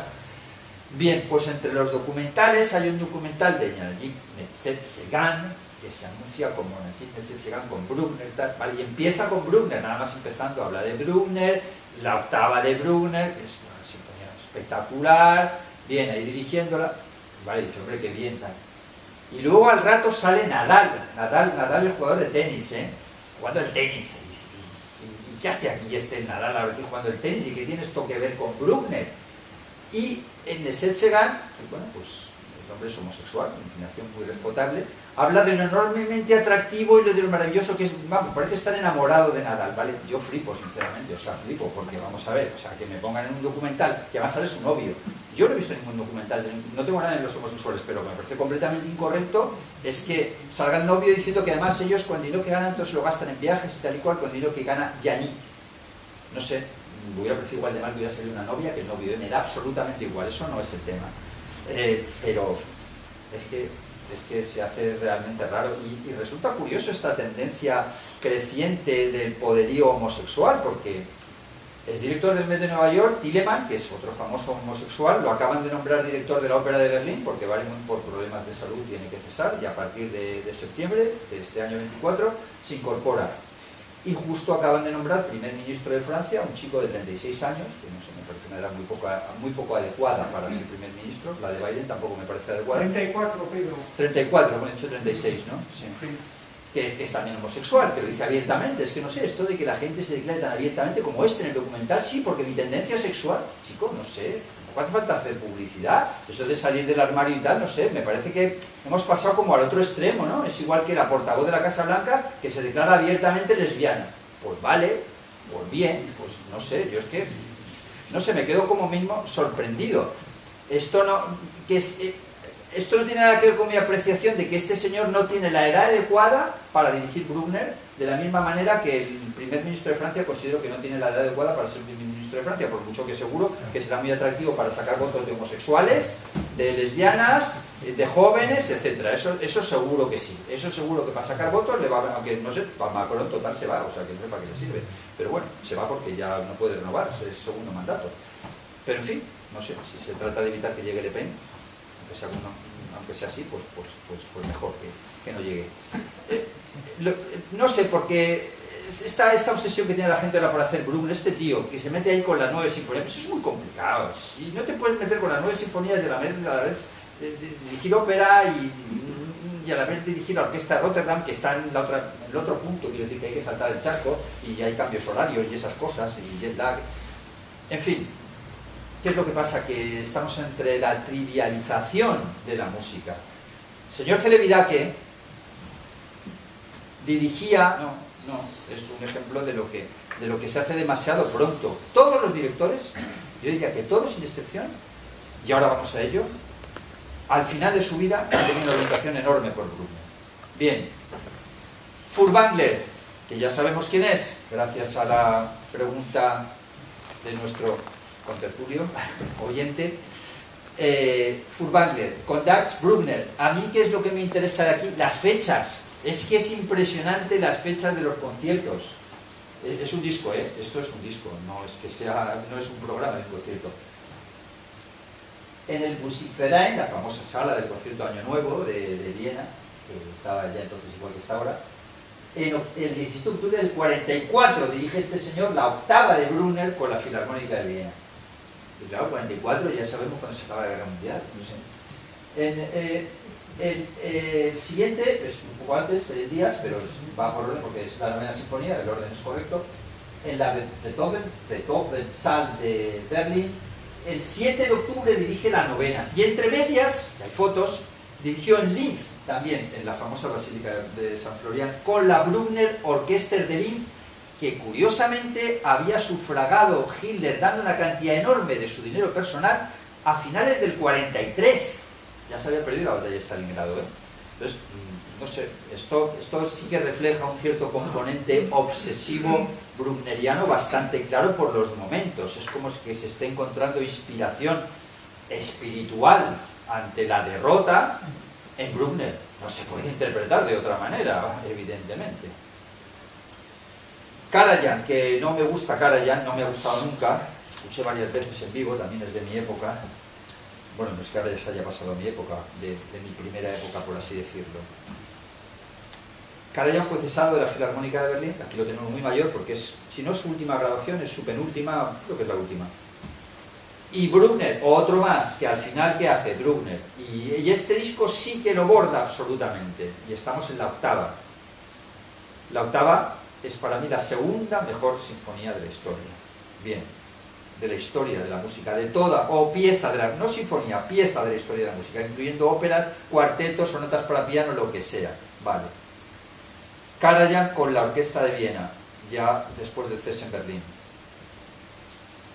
Y aquí tenemos la octava de Barenboim, que es mi segundo disco favorito. Es con Chicago. Me gusta más la versión de Chicago que la de Berlín en el caso de la octava. Barenboim lo ha grabado 3 veces. Lo ha grabado con la de Chicago, lo ha grabado con la Filarmónica de Berlín y lo ha grabado con la Staatskapelle de Berlín. Y ahí es triste decir que cada vez ha ido peor, cada vez ha grabado peor. En el documental precisamente cuenta una anécdota, el documental de Celibidache, sobre el retorno a Berlín, cuenta una anécdota de que Celibidache ensayaba y que fue Barenboim a dirigir la séptima de Bruckner y un oboísta dice: bueno, pero estoy un poco preocupado por el concierto, es una obra compleja. No te preocupes, eso se ensaya un poco antes, le dice otro músico y tal. Y llega Barenboim y dice: señores, no hay tiempo de ensayar, vamos a hacer concierto y grabación. Si es que es increíble, concierto y grabación a la vez, sin ensayar. Y claro, había miembros que, porque esto ya lo hicimos hace 6 meses, claro, pero había gente que concretamente no había estado en el otro concierto, con lo cual, pues, bien, es lo que pasa. Barenboim también tiene una faceta comercial que es muy pero que es muy criticable. En cualquier caso, esta época de Chicago y esta grabación es excelente. Bernstein, el de la película Maestro, este es el último disco de Bernstein. ¿Y qué iba a hacer Bernstein con su último disco? Otro, ¿qué tal? Bruckner. Y la última sinfonía de Bruckner, Testamento Espiritual. Y no era un director muy bruckneriano. Se cuenta una anécdota que me resulta muy graciosa, que le pregunta a un conocido músico, le pregunta: maestro, ¿y usted por qué ha dirigido la novena, dirige la sexta, y la octava por qué no la hace? Bueno, es que la octava pues no me acaba de convencer. ¿Pero no le parece maravilloso la octava? Sí, la octava sí. Y que se pone a tocarla y la toca de memoria al piano, es una sinfonía que dura casi hora y media, la toca al piano de memoria, todo perfecto sin fallar una nota. Pues claro, evidentemente, a mí me gustaba Bruckner, porque si no, aparte de que su memoria fuera prodigiosa y tuviera una enorme capacidad intelectual. Claudio Abbado es otro director muy famoso, porque es el que sucedió a Karajan en la Filarmónica de Berlín, estuvo 17 años al frente de la orquesta, y le detectaron un cáncer de próstata incurable, y le dijeron pues que se iba a morir. ¿Qué decidió hacer el señor Abbado antes de morirse? Pues grabar la novena de Bruckner, de hacerla en vivo y grabar la novena de Bruckner. Otro que tal. Y en El País, este sábado, en la lejanía de este sábado, que había un artículo de un folio sobre la película de Maestro, había un artículo de una reciente edición de discos de Abbado, nada menos que con 247 discos de Das Grammophon, donde destacaba particularmente este disco y decía que era el testamento espiritual de Claudio Abbado. Hablo del diario El País de este sábado, página completa. Simon Rattle es el que sucede a Claudio Abbado en la Filarmónica de Berlín. Y este disco es muy original, porque es la novena de Bruckner, última sinfonía de Bruckner, pero en una versión de 4 movimientos. ¿Por qué 4 movimientos? Porque la novena de Bruckner también es incompleta. La novena de Bruckner solamente tiene 3 movimientos. El cuarto Bruckner no lo terminó. Entonces diréis, si no lo terminó, ¿cómo es que Abbado lo hace? Bueno, pues él lo explica, y lo explica muy bien en una entrevista estupenda. Un hombre además que era un gran comunicador, era y es un grandísimo comunicador. Y lo explica en las geniales entrevistas que hay en la plataforma de la Filarmónica de Berlín, que todos los conciertos tienen una entrevista, en la pausa hace una entrevista con el director, con un solista, etc., en el que habla del programa. Y él explica que se conserva el 90% de la música del cuarto movimiento. 90-95 dice. Cuenta muy graciosamente, lo cuenta con gracia porque lo hace bien, que había en la casa de Bruckner, que era el palacio de Belvedere que hemos visto antes, había restos de partituras, etc. y que cuando se murió Bruckner pues la gente cogía las hojas, y entonces pues que puede ser que el resto, que lo que falte pues esté por ahí en cualquier sitio escondido, y eso sí que sería un auténtico descubrimiento. Pero aunque Abado no, Simon Rattle lo defiende con entusiasmo y lo explica genial y demás, a mí no me convence.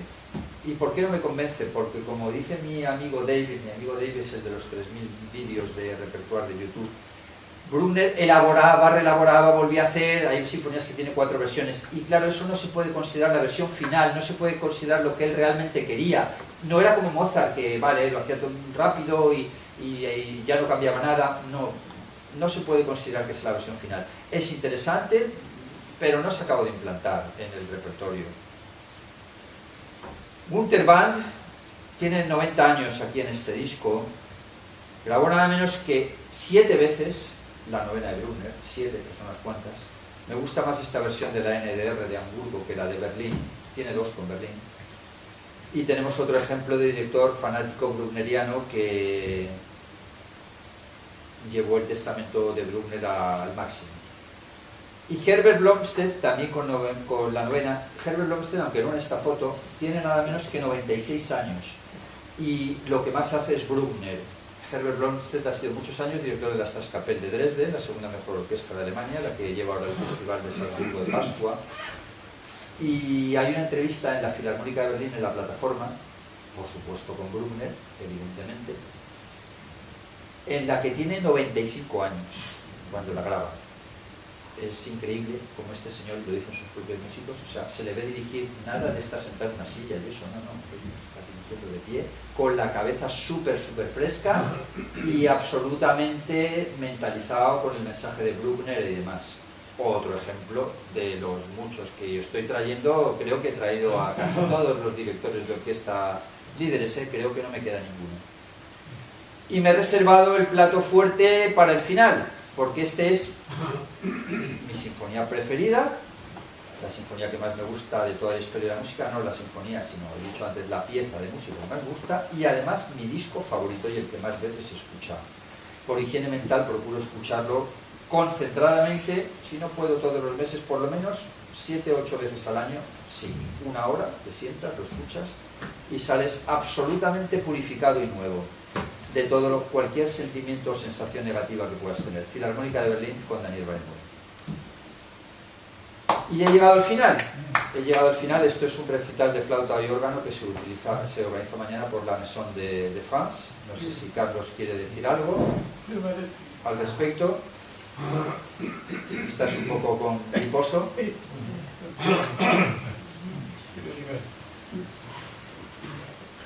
Bueno, como siempre, magistral. Bueno, mi amor, gracias.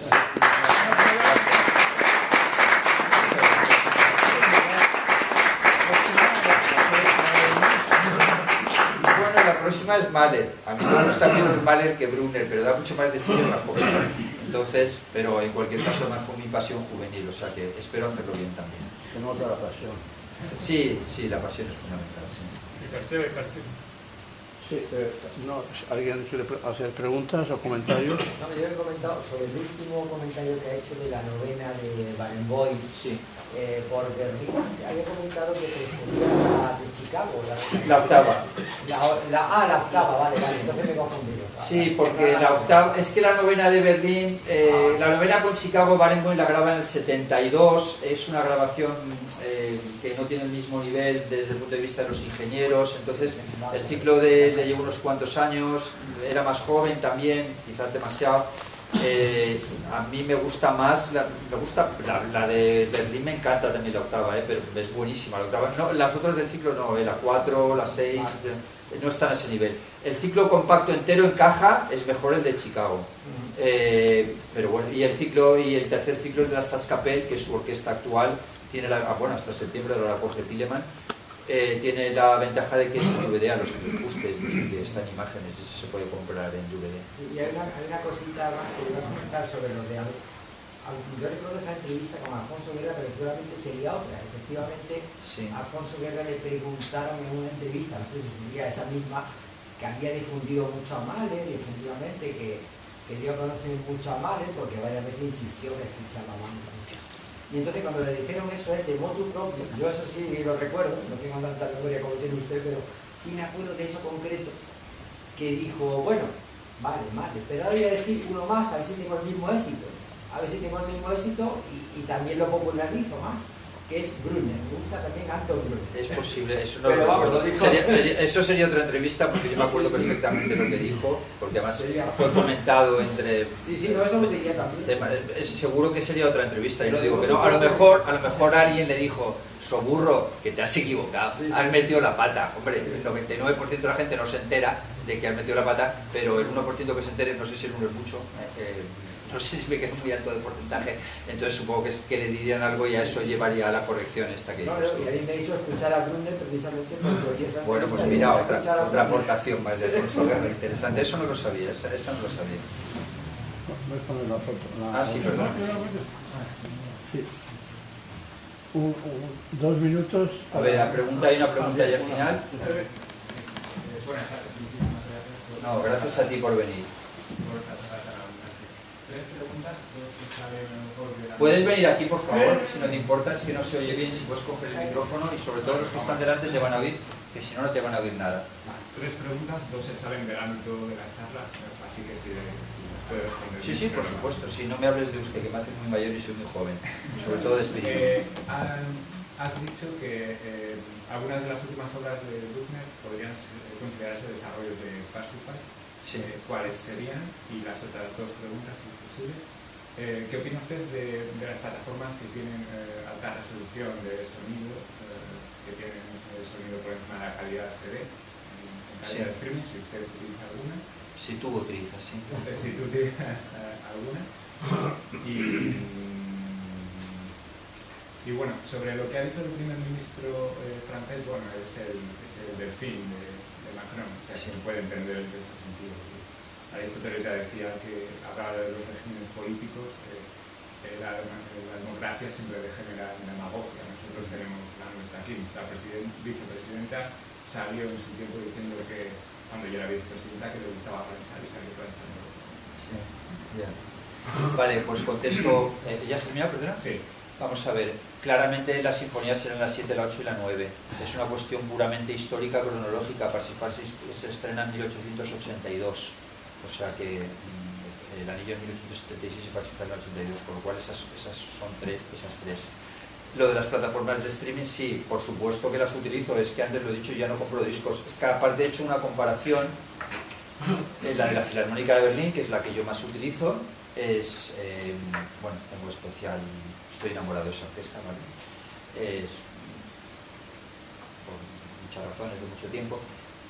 Yo he comparado lo que tengo en CD, que tengo una colección muy grande, más de 8.000 discos, lo que tengo en CD de Bernstein, por ejemplo, hice una comparación hace un mes, 2 meses, es decir, una grabación de Bernstein con la misma que hay en la plataforma de la Filarmónica de Berlín, y lo he hecho con algún disco más, y se oye mucho mejor en el streaming que en el disco. O sea, es que es así porque está muy comprimido el sonido, entonces se oye mejor.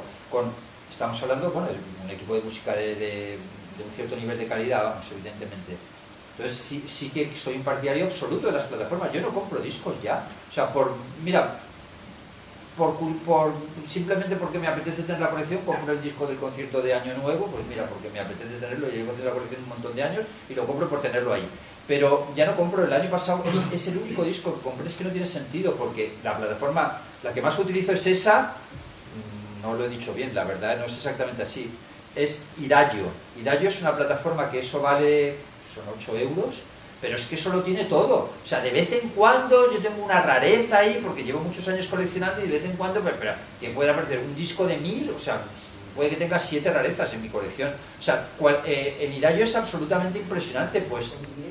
Idagio, la palabra Idagio. Idagio, si entras, es un abono, es como. Eso no tiene imagen, ¿eh? Para los que les guste la imagen, no. Eso es solamente audio. Pero en definitiva es un enorme ahorro, porque si cuesta 8 euros al mes, no sé, 8, 9, una cosa así. Una matización, perdona. Gracias a tu sugerencia hemos empezado a escuchar Idagio. Sí. También hay una versión gratuita, y lo bueno es que el corte, hay una voz al final de la pieza que invita a suscribirse y todo esto, pero se puede escuchar también de forma muy buena y gratuitamente. Bueno, lo digo pues por no si sé, interesa. lo de gratuito es que ya con todos los respetos para la economía de cada uno, 8 o 9 euros al mes, sinceramente, No, o sea, no no digo sé, por el es que dinero, eso ya pero son creo que cifras, lo mejor puede interesar a son alguien. cifras que no, vamos, no sé, con todos los respetos, hombre, yo entiendo también que si suman muchas plataformas, y esta, y Disney, y Filmin, y Netflix, y la otra, y Medici, y la Almet, y no sé cuántos, pues vale, pues al final son muchos, pero eso es que está absolutamente todo, y la calidad de la grabación es buenísima, y la función de búsqueda, que en Medici está fatal. Medici es otra plataforma. Medici es una plataforma que, a diferencia de iOS, sí que tiene vídeos, bueno, es que son vídeos, es decir, todos son vídeos. Es la que he dicho que hay 1251 documentales, por cierto, 80, nada menos que 80, son de Barenboim, documentales, no conciertos. Debe tener una relación especial ahí. Y eso es, pero la función de búsqueda ahí es muy mala en Medici, porque los documentales, por ejemplo, están ordenados por el que ha hecho el documental, y ya miras tú qué manera de buscar. No está ordenado por el tema del documental, es decir, y luego, como tiene tanto, pues a veces metes un compositor, pues metes Mozart y te sale una barbaridad, que para encontrar algo tienes que ir uno a uno. En iOS, sin embargo, la función de búsqueda es perfecta, porque tú pones Mozart, sinfonía tal, te salen todas las versiones, puedes buscar por el director, quiero escuchar los discos que haya, pues de Celebirati, quiero escuchar los discos que haya de Simon Rattle, quiero escuchar Mozart, pues que puedes tener 50, 70 versiones de una sinfonía. Entonces vamos, necesitas muchas vidas para escuchar todo lo que hay ahí, vamos. Es un poco como lo del Kindle Unlimited, que tiene más de 1 millón de libros. Pues no sé, en fin, para leer 1 millón de libros hace falta un poco de rato. Y no sé si he contestado todo. Lo del primer ministro era solo observación. Me veo que era la tercera pregunta. En las películas propagandísticas alemanas, como la que ha dicho usted, como la que has dicho tú, sí. Filarmónica, o como un Kruger, ¿habría alguna que recomiendas más de esa época, de películas alemanas? Propagandísticas. Sí, bueno, que hombre, hay varias de compositores de las... Tú no has venido otras veces, ¿no? Pues es que deberíamos tener los nombres. ¿Tú por qué has venido aquí? Perdona, disculpa la pregunta. ¿Cómo has visto? Por la temática. Si no, ya eso lo entiendo, pero ¿cómo te has enterado que estaba esta conferencia? Por la universidad. Ah, vale, bien. Y hay una cosita, me has comentado antes que se podía oír esto luego. Sí, espera, voy a contestar a lo que me pregunta por temática. Te lo digo por eso, porque si no has venido otras veces, porque hemos sacado... Hay varias películas de esa época de compositores que son propagandísticas, patrocinadas por Goebbels. Insisto que no tengo nada a favor de Goebbels, por favor, que no se me entienda mal, Pero hizo una de Berlioz, que es muy gracioso, que la comentamos aquí también, porque Berlioz es francés, pero con un espíritu bastante alemán. Entonces sí, pues hay una de Beethoven.